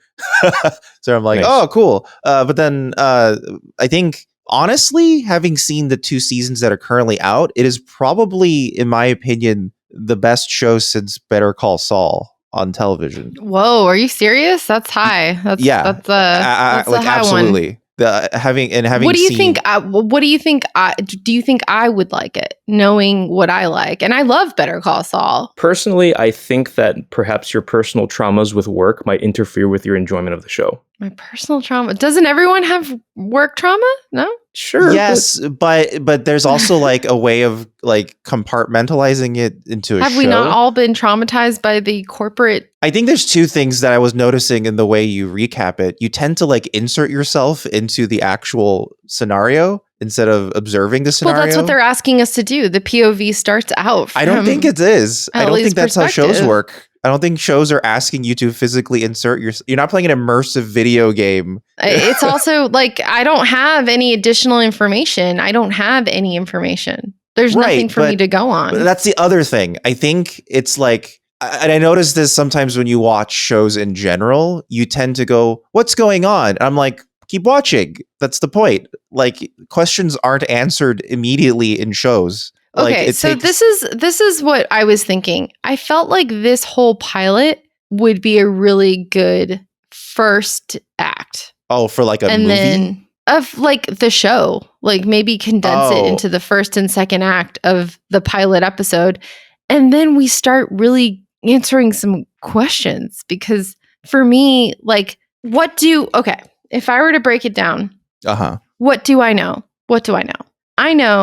I know that there's a character named Mark. I know that he has a sister. I know that his wife is dead and has died. I know a little bit about his past. I know that he's gone through a procedure called severing. Mm-hmm. I know that he lives alone. Mm-hmm. I think. I'm not sure. I know that he has, we talked about his sister.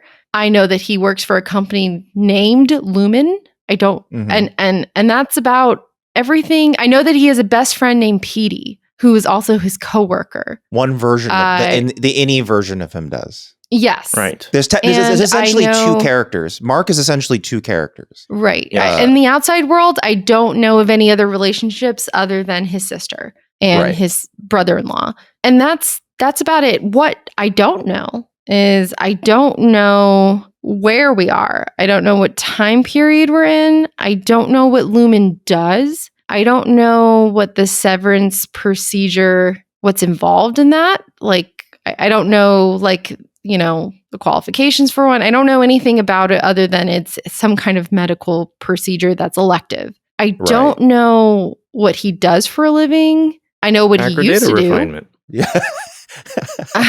Or I mean, like they show you what he does, but yeah, and that's the joke. The joke is that it's something absurd called macrodata refinement.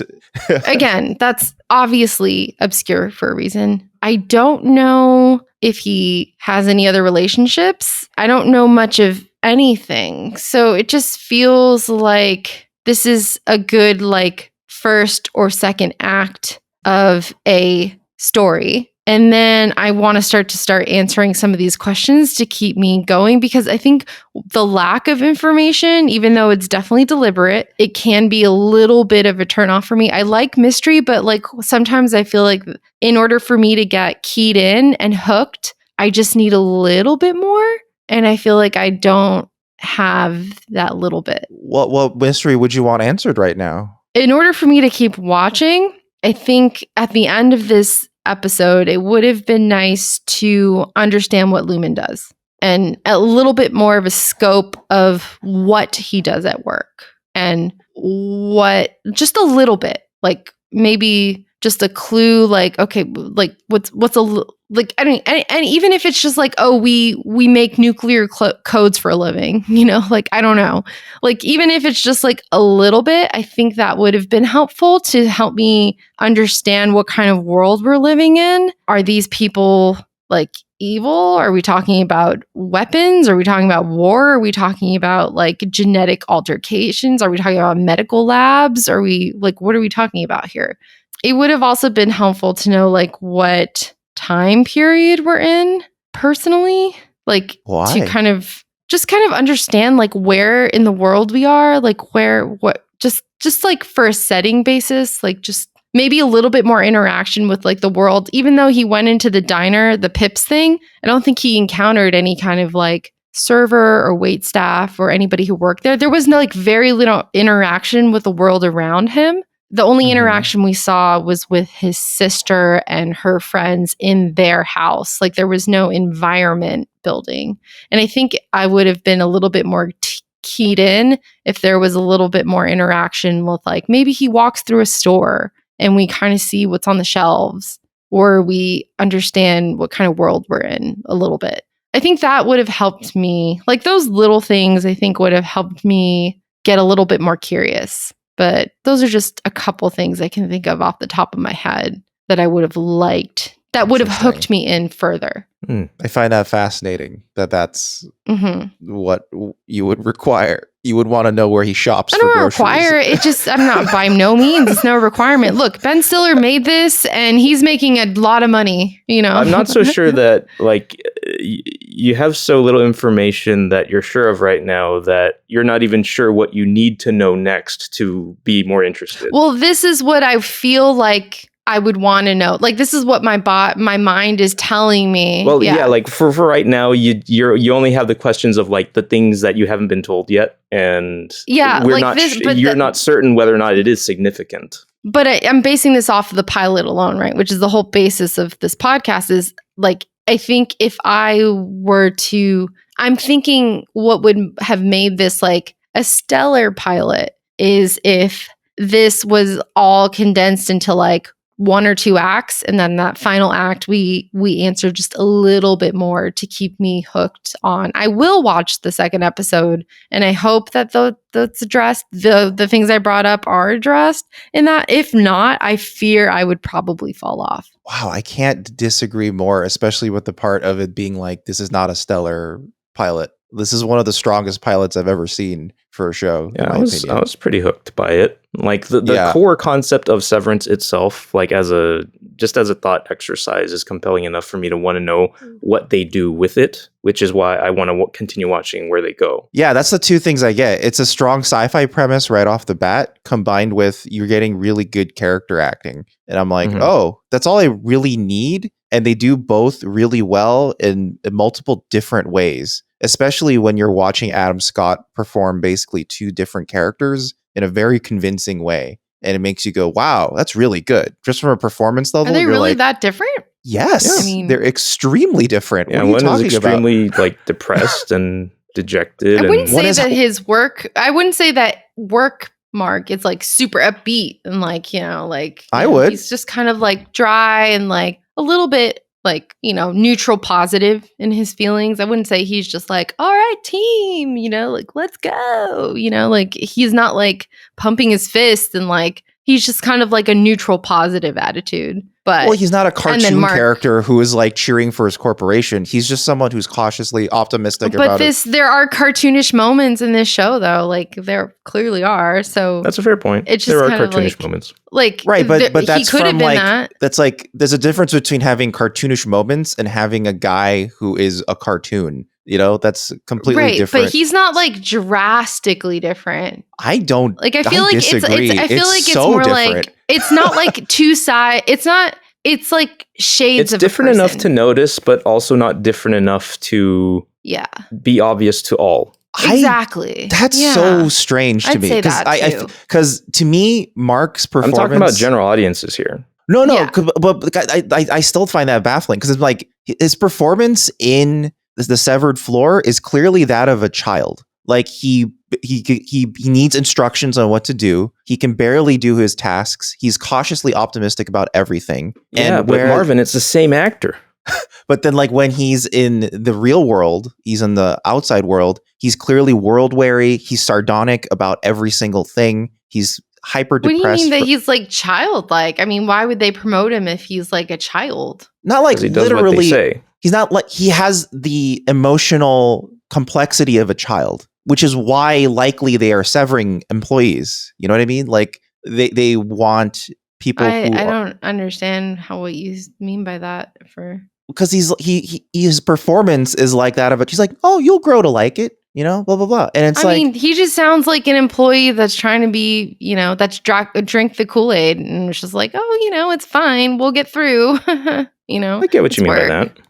Like he just seems kind of like. Sort of, but also like their way of interacting, even in like the cubicle setting, is almost like I mean, yes, it is reminiscent of office culture, but it's also almost like reminiscent of like schoolyard culture, where you have like the senior kid who's like kind of in charge, and then there's office culture is so often compared to school culture. Yeah, that's what I mean. Like high school is, but I think they're even more explicitly childlike here, in the sense that like, especially the way Mark is presented, he seems emotionally dwarfed. Like he's basically to me, Mark presents as someone who knows he's at work. Yeah, not necessarily someone who is like. Yeah.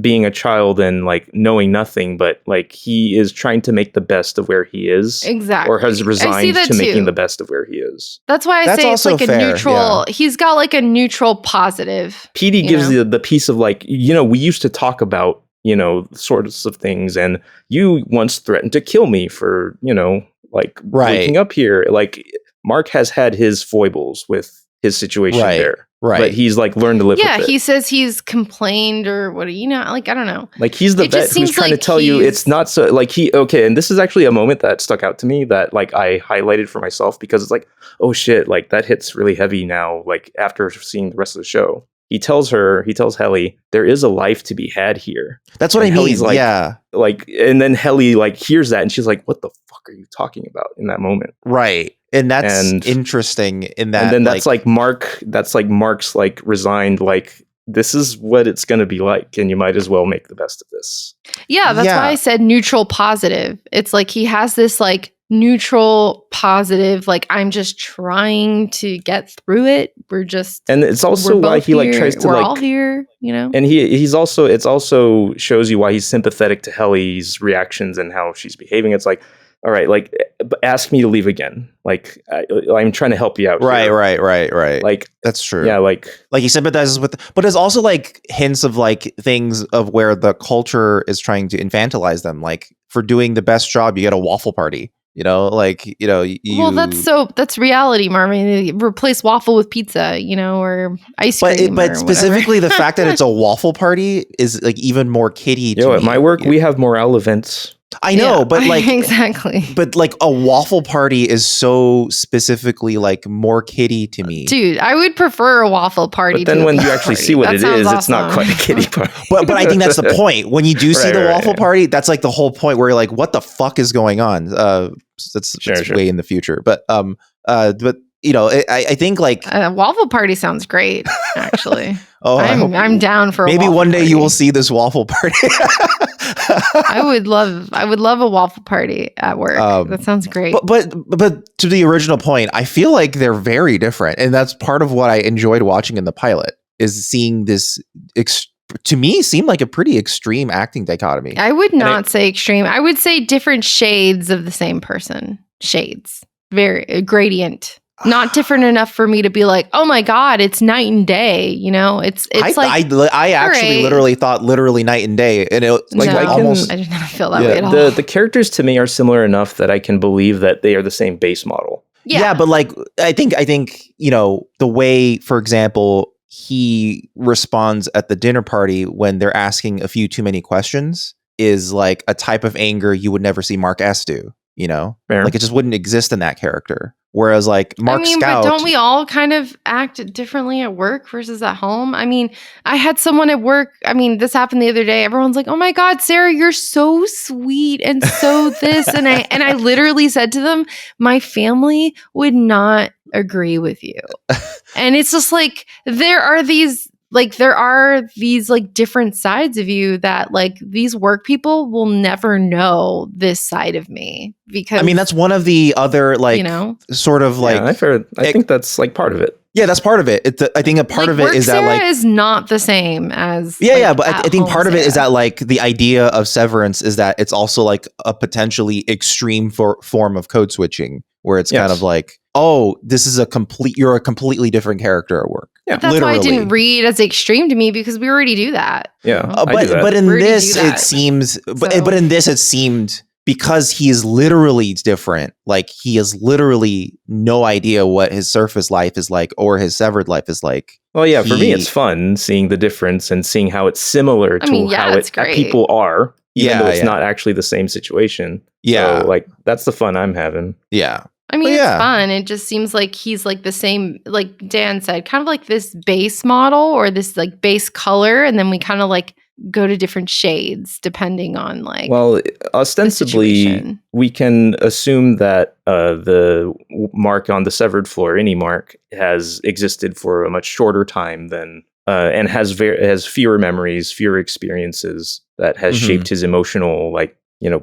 Consciousness. Yeah. So you started to think of like nature versus nurture. Yeah, only a few years. Like nature versus nurture, right? Like he has that like experience. He's never experienced the grief of losing a loved one. Yeah. Well, a wife, as far as we know. Yeah. Like clearly, that's the. In fact, him off. losing Petey at the workplace is probably his first example of loss. Right, and it must be because Petey was his introduction to the world. Yeah. So in a way, he is just starting to deal with like a loss of some kind in terms of people. Yeah, that's what I mean by childlike. In that, like, he literally has none of the experiences of an adult. Right, inexperienced. Yeah, and that comes across in his performance and personality. Whereas, like, Surface Mark, Audi Mark seems like he's ready to just shut off at any moment and just give up. Like he seems like he's just one bender away from just like giving it all up because he's so depressed. In a realistic way. Like he doesn't seem like it honestly seems like a pretty realistic depression. He is and he's like functioning to some degree. Like he's making it to work. He is clearing the mulch from his gutters. I mean, he's doing chores. That's a level of functional depression that's admirable to some level. I guess that is admirable, to be honest. To clean your gutters is when chronic depressives have trouble getting themselves out of bed in the morning. He's doing cleaning your gutters seems like you've really made it. It's interesting. That's my feeling. I'll probably watch one more episode, but it's on thin ice. It's on thin ice for sure with me. Your perspective is extremely fascinating. Because thank you. no, legitimately. Like, I think it's very interesting because I would have thought it would either be just a yes or no. So I find it interesting that it's a thin ice because it's on the fence. Because I can imagine it being a polarizing. I would imagine it's only on thin ice because we like it a lot. Yeah, like what would you like realistically? If it weren't for us, would you just stop? Yes. Okay. Interesting. Okay. And you would stop simply because there are no questions being answered. Well, because it didn't do enough to hook her to like. No, I just it's not giving what it needs to give for me. Like it's not hooking me in a way that I find satisfying, which I assume some other people. Yeah, like she's not convinced she'll get what she wants from it in the future. No, I'm not convinced. They haven't convinced me that this will satisfy me and keep me hooked. They haven't hooked me. There's no hook. I'm not hooked. Well, for me, the hook's the premise. So if the premise doesn't hook you right away, then honestly, there isn't. It's an interesting premise. Do I find it hookable in order for me to keep going? No. If I were by my left to my own devices, no. I'm trying to think of shows that did hook you and... Well, I love Better Call Saul. That's a very hookable show, though. I mean, it's also a sequel show, so it's not quite... It has a lot going for it that isn't the same. I was trying to think back to Breaking Bad. Breaking Bad, extremely hookable. Well, the thing is, the pilot for Breaking Bad is completely self-contained. It could be just its own movie and you're done. Right. That's the thing about the pilot of Breaking Bad. It really comes down to what the ever-changing moving target of what a pilot needs to do. Right. Or what the job of a pilot is. It's also a very personal, obviously. What's good enough for me or what I need to hook me is not what needs to hook everyone else. Like Dan said, the premise was interesting enough for you to be like, well, yes. I want to see where this goes long term.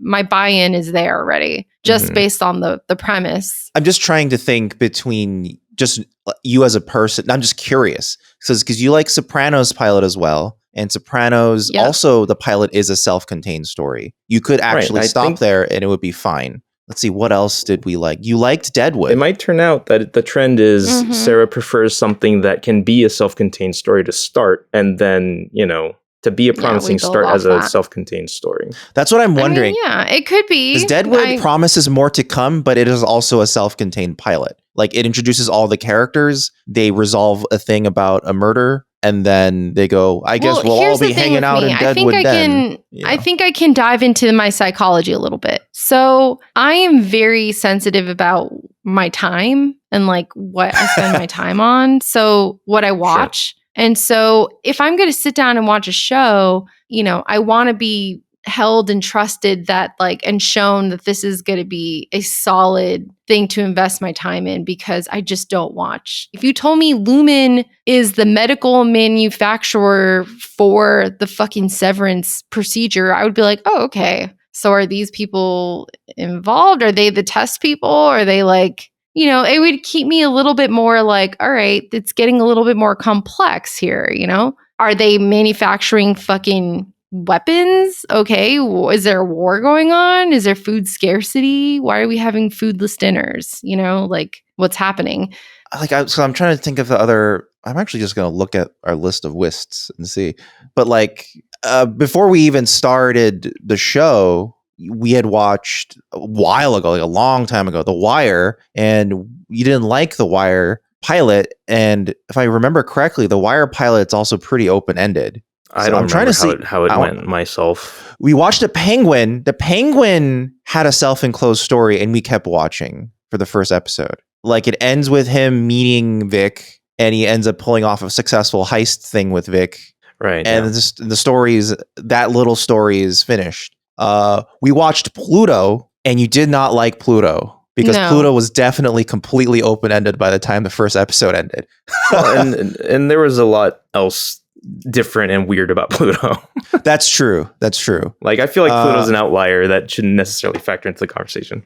I think it's fair. Really just, I want to know that if I'm going to buy in and spend another hour watching the second episode or another hour watching the third episode, that I'm in good hands, and I'm not sure. I'm not convinced of that right now. And I think for you, I think the feeling of knowing that you're in good hands may come from seeing I think you want a vertical slice. I think it's a term they use in like video game development, which is like you want to see top to bottom all of the mechanics in action. And then you want to see that they are functioning correctly. And then you go, okay, great. This vertical slice is working. Now let's expand this slice. Whereas I guess some other people could be like, oh, this one base foundational part is working really well. Can you build from that? Which is a different type of building a show altogether. Because I'm not. Or I'm curious on spending. I mean, really, what you're saying is you're willing to spend your literal time watching it. No.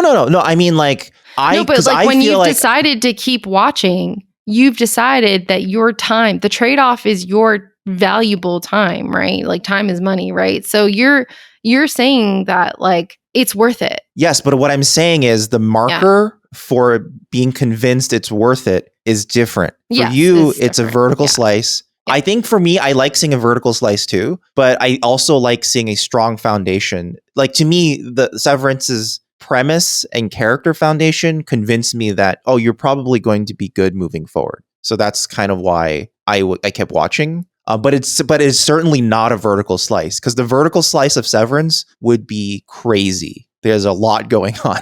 And it would almost be too many characters happening too fast in one episode. I don't need it all. I mean, can I have like half a vertical slice? Can we have like I think even then there more, is just a little more? Yeah, I think maybe if instead of it being more of like I'm just hypothesizing here. Maybe if they did a different type of intro to begin with. So it's more of like not even doing exposition of how it works, but we're doing a story beginning to end based on what existed here. Maybe that could have been like, I don't know what that story could have been exactly. I mean, I have no idea, but I'm just hypothesizing out loud here because I do find it fascinating. Yeah. If I were to give some context I needed, I think a strong one would have been like just knowing what a little bit more about Lumen would have helped. Right. And that to me leans more towards like, you want more of the vertical slice. You want to see more of the mechanics in action and how it's all supposed to work together. That's starting to make things a little bit more clear to me. It's like too vague for the sake of being. Wait, hold on. Maybe I can pinpoint it. Would you have been satisfied with just a basic explanation for why they do Severance? They kind of. I think you would want more than that. From what I'm getting from this is that there's not like a clear cut. I mean, it seems like it's either to a personal choice to achieve a mental space of work-life balance for some emotional... Say there was an official company line for like the severance procedure is specifically for employees who XYZ. And if they gave that line to you. But also I would have liked to know like how Lumen is, because it doesn't feel like, it feels like there's Lumen who does something else. I don't know. And they employ people who are severed, but I don't know if they do the severing. Right. So if they had more of a line about like those who work on the severed floor are working on this, and maybe they wouldn't give you all of everything, but I could see why maybe some jobs it would be ideal to have a severed worker. Maybe you can be like, hey, for this top secret project, can I get a few severed workers? This is really interesting because now I'm realizing the structure of the first season. The structure of the first season is that each episode is kind of giving you a little bit more of an answer of what you're asking for, actually, Sarah. Until like the question of what does Lumen even really do isn't even sort of said until the last episode of the first season. God, because each episode adds like a different character's thing, like what they're doing with the premise, almost. Yeah, like it kind of builds. It really is more of like a character show. eventually. Like, because you do get introduced to all the various things that drive someone to Severance. But a character show is like how you exist in an environment. And I don't know the environment.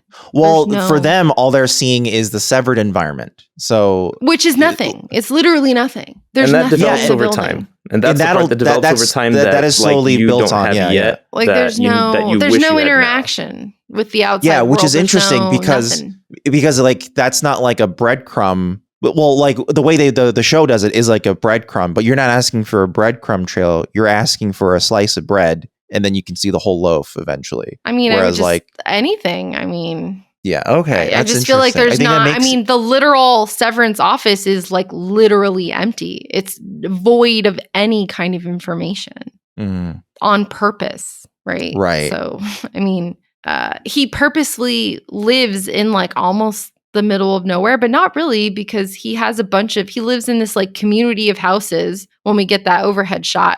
But we don't see the only other person who exists is his boss. Yeah, we don't see anybody. There's no interaction. It's like one of those. It's like one of those newly built like neighborhoods, but no one's moved in type of feel. You know, that's kind of which is like again vague. There's no information there. There's none. We have no idea how this character acts in his environment.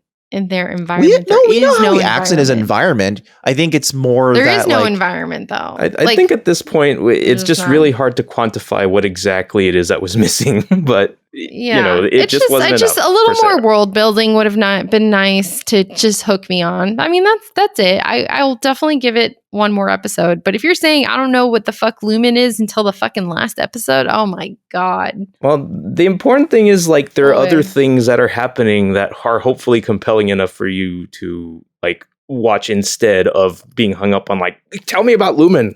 Like there are other things that come up. There's a severed floor. I mean, why? Why? But knowing exactly what Lumen does is ultimately probably the least important part of the show. Like it's not really about that. But half the show is him spent at work. Yeah, so how is it not important? Well, remember how you've often talked about when you have other jobs, it's like it doesn't matter what I'm doing. I could have been like shipping bottles of lotion for all we care, but it would have been functioning. But if the requirement, then why is he not working with? Why is it not a mix of severed and unsevered people? Then, if that's the case, why does it matter? Why do they all have to be severed? It's this. Well, only that floor. Everyone above it isn't. I know, but it wouldn't matter. And the thing is, it wouldn't matter then. Is that a spoiler? I don't know. If it didn't matter, then why? If it didn't matter what Lumen was doing, then you could have a mix of severed and unsevered people because it doesn't matter. You're who you are at work, and if your coworker knows you're severed, then that's it. And you're not severed, then okay, we're just workers. You are who you are here, and that's that, you know? Well, they introduced the idea of like a need for secrecy of some kind, and secretive corporations are by default evil, which of course Lumen's being made out to be. Exactly. Right. So that's my thought, is like there's a reason. It's all there though. It's like you can take it at face value and just see where it goes. But if you're telling me that they're just an honest to good company that, you know, makes lamps or something, and everyone just so happens to be severed on that floor, it's like a little safe haven for severed people to find a job and just make lamps or order lamps or fill orders, then okay, I would be like, oh, okay, wow, that's crazy. That's very interesting that they're actually just a very nondescript, you know, job. And it's just a little safe haven for those who have been severed. But like it's leaning that there's a need for someone who is severed to work on something that is top secret, wrong, evil, because it would be very convenient and nice for that. What is a show that was driven by a mystery that you like? I'm trying to think of mystery. Did you watch Lost? I mean, Sarah? I love mystery. Did you watch I didn't Lost? watch Lost. Okay. No. Because that would have been like the big one. Yeah, Lost is the ultimate mystery box show. But we both saw fucking Westworld and we didn't enjoy it. So that's... And we kind of kept going because people said you should keep going. We watched season 1, but yeah. Yeah. So we did not enjoy the first season of Westworld very much. And that's essentially a mystery box show. I love mystery. I read a lot of mystery books. I love mystery and thrillers are some of my favorite. But a mystery book is a whole self-enclosed one book. So that compels you to... This is a whole self-enclosed season. Yes. Season. Sort of, yeah. I mean, no, but we only watched one chapter of this book. Yeah. I'm trying to think of a show, maybe Blacklist. That is sort of a mystery show. No, they're self-enclosed. No. Each episode not in the pilot. Not in the real sense. In the pilot, there's no mystery involved. And the only real ongoing mystery is like, why is this lady so important to the most powerful villain in the world? Yeah, which is very frustrating. Arguably one of the most frustrating parts of the show. That's true, actually. And it becomes one of the most annoying parts of the show. I don't know. I mean, we can think about it. Again, I'm willing. It's on thin ice, but I'm willing to watch episode 2. I'm not convinced that I will get there, but we'll see. Yeah, sorry. I know I keep like thinking about it. I just find it fascinating. If we think of something, maybe we'll add it to the comments. We'll be like, oh, this show, if I think about it while I'm sleeping at night. No, I just love learning about people's process. It's like I've known you for 13 years and I'm still learning things about you and other people too, about like their thought processes on how they like approach media and consume media. And I do find it very interesting. Yeah. At the end of the day, I'm very protective over my time. And if I'm not convinced that it's going to pay off. Oh, no, I totally understand that part. Yeah. I won't do it. Some people will watch. And the worthiness of this time is entirely to personal taste as well. Like exactly. The worthiness of the time is personal taste. That's the part I'm fascinated by. There's some people that will watch a whole goddamn season of something and be like, I hate this shit. I'm like, but you spent I wouldn't spend 1 second on reality TV. Like me, I would never show me reality TV. But you would never but some people do. Some people are like, well, and some people hate watch things. They'll be like, oh, this show fucking sucks. And they'll just like keep watching and just be like, God, this show's so fucking bad. Or just to be part of the conversation. One to do, I feel like if you're not even having fun, then you really shouldn't be doing it. Yeah, like it's like people do that with like modern Star Treks and like Star Wars. Yeah. And they're just like, oh, this show's so fucking bad. I mean, I would never do that. I don't hate watch or hate listen, but no, that's wrong. I read a book recently. I would have stopped, but you were obligated. That's the thing. It wasn't, you weren't actually hate reading it. You had to finish it for a book club. That's not a hate read. Then that's different. And I hate That's not a hate read. That is like a... Is it? I felt like I was hate reading it. Well, you had to read it. But I felt obligated. I felt obligated, but I also was mad because I'll never get that time back. And I was like, I wasted my fucking time. I hate this book. You were saying that. Moby Dick when I read it for summer. When I finished reading Moby Dick in high school, I threw it against the wall. Exactly. That's how I felt. I was like, after you really hated Moby Dick that book, much? That's interesting. Yeah. I just found I felt it a waste of my time at the time. It was overly long. See, now I'm learning things about Dan. I share those feelings. You're probably like, I will never get all that goddamn time back that I read this damn book, Wow. What do you mean you want to spend a whole chapter on extracting sperm? or making a hat out of a whale penis. It's just like get to the point is what I was thinking at the time. I was in high school. This is interesting because I know you both have like the thing of don't waste my fucking time, but I don't know. I guess ever since I was like in like middle school, I've had this thought process of not everything has a purpose, but everything accumulates to something. I feel like every experience will contribute to something in some manner, even if you don't know what it might be now. Yeah, but we have a finite amount of time on this planet. I got to choose those experiences. To me, it's all equally vapid and not that particularly important anyway. I don't think that at all. Important context for me, like Moby Dick was a school assignment and I right. For me too, and over the summer, yeah. So like there's a very clear reason why I disliked the task of me reading Moby Dick. Although, to be fair, had I not been assigned the task, I would not have done so either. Right. Yeah, and I'm not going to spend time or watch something that I don't feel like. I'm very protective over my time. I don't like wasting my time.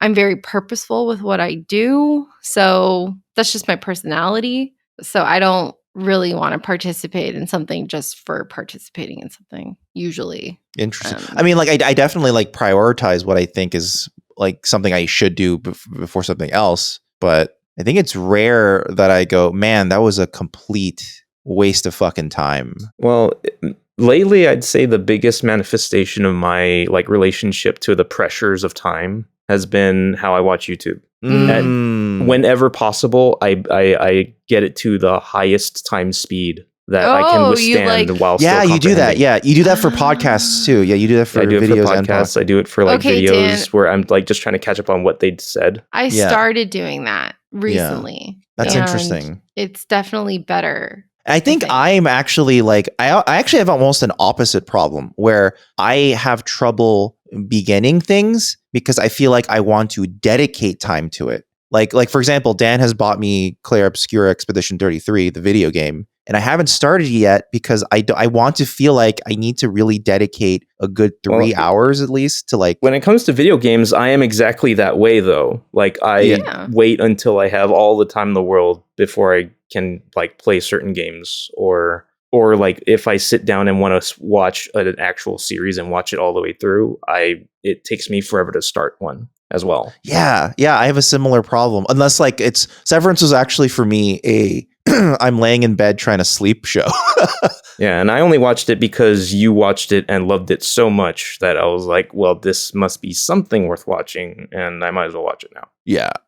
While the getting's good and the episodes are, coming out and the season's about to end and it'll all line up really nice for me to watch it all. So it's good timing when I watched it. This is fascinating. Well, I want to hear what people think in the comments. Tell us what you think. Did you love it? Hate it? Stay tuned? Well, given public sentiment, I think most people are going to be like, yeah, we're obsessed with it.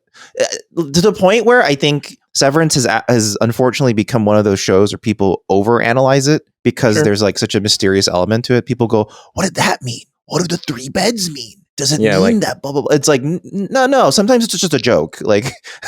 There's about a period of maybe a week or two after I had binged it where I was like, I want to think about it some more and read more about what people are saying about it. But then I got my fill and then I was like, okay, that's enough. I don't need to think about this anymore. Especially because about 80% of it is this type of over speculation where it's just what does that mean? Did that thing placed there mean this thing? And it's there's a finite amount of actually significant things to point out or notice or whatever, and then once you run through that list, it's okay, let's wait for season 3 now. Let's just we're done. It's fine. No, I mean with the show when you go we don't need to we get it, we've examined it enough. I'm cool with letting it rest now. For the time, and that's the nice part is that I once you scratch it and you're like, oh, season 3 came out. Oh, cool. And then you're then you watch it. I would like to. Do you happen to know whether or not the first season was released all at once or weekly? No, it was released weekly, which actually made it difficult for me because I caught up until the 5th episode of the second season. And then I know that second season was definitely a weekly thing, but I was wondering if the circumstances of most of the viewers who started the show when it was new, if they had a chance to binge it through, or if they had this experience where they had to stop at episode 1's ending. So from what I understand, Severance was like a Breaking Bad in that the first season wasn't that spread and that disseminated. It wasn't until later people were like, have you guys watched Severance? And word of mouth kind of grew the audience. So I imagine it was like a Breaking Bad where I think similar to Breaking big resurgence of excitement about the show because when season 2 came around, it was like, oh shit, it's real. They actually did it's going to be something we can discuss. So let's pay attention to it again. Right. And I think it wasn't necessarily certain all the time that they were going to be able to make more of Severance. Yeah. And I think one of the things that both Breaking Bad and Severance did benefit from is that I think both of their first seasons really do benefit from it being binged because a lot of Breaking Bad, a lot of the hypest character moments are spread out across that entire season. So you kind of, if you watch it all at once, you go, wow, what a ride, you know, and it's very interesting. And it ends on this abrupt cliffhanger because the writer's strike, right? But to its credit, it then allows it to develop that for the second season. Severance is intentionally built in layers, like we were saying. It's not a vertical slice. So it is actually beneficial to watch it all at once. And then the problem, I think, with the second season is that it is still built that way. But then I found it a weaker show once I was watching it weekly because I'm not going to be too specific in describing it in case Sarah ends up watching the show, and I don't want to spoil it. But the episode where there's a separate town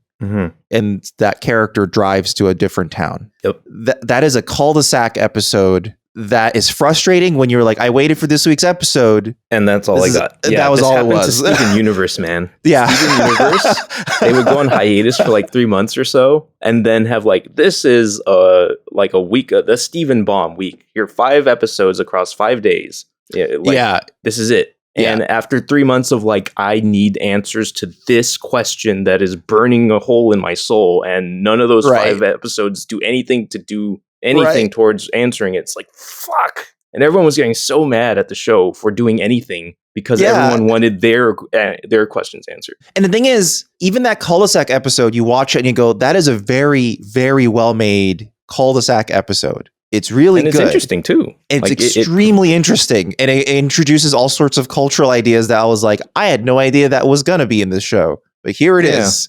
And then, but it doesn't progress anything at all. Yeah. That's the thing. So that's why you're kind of like, what happened when you did that thing? That seems like a really big event. Why aren't we talking about it? So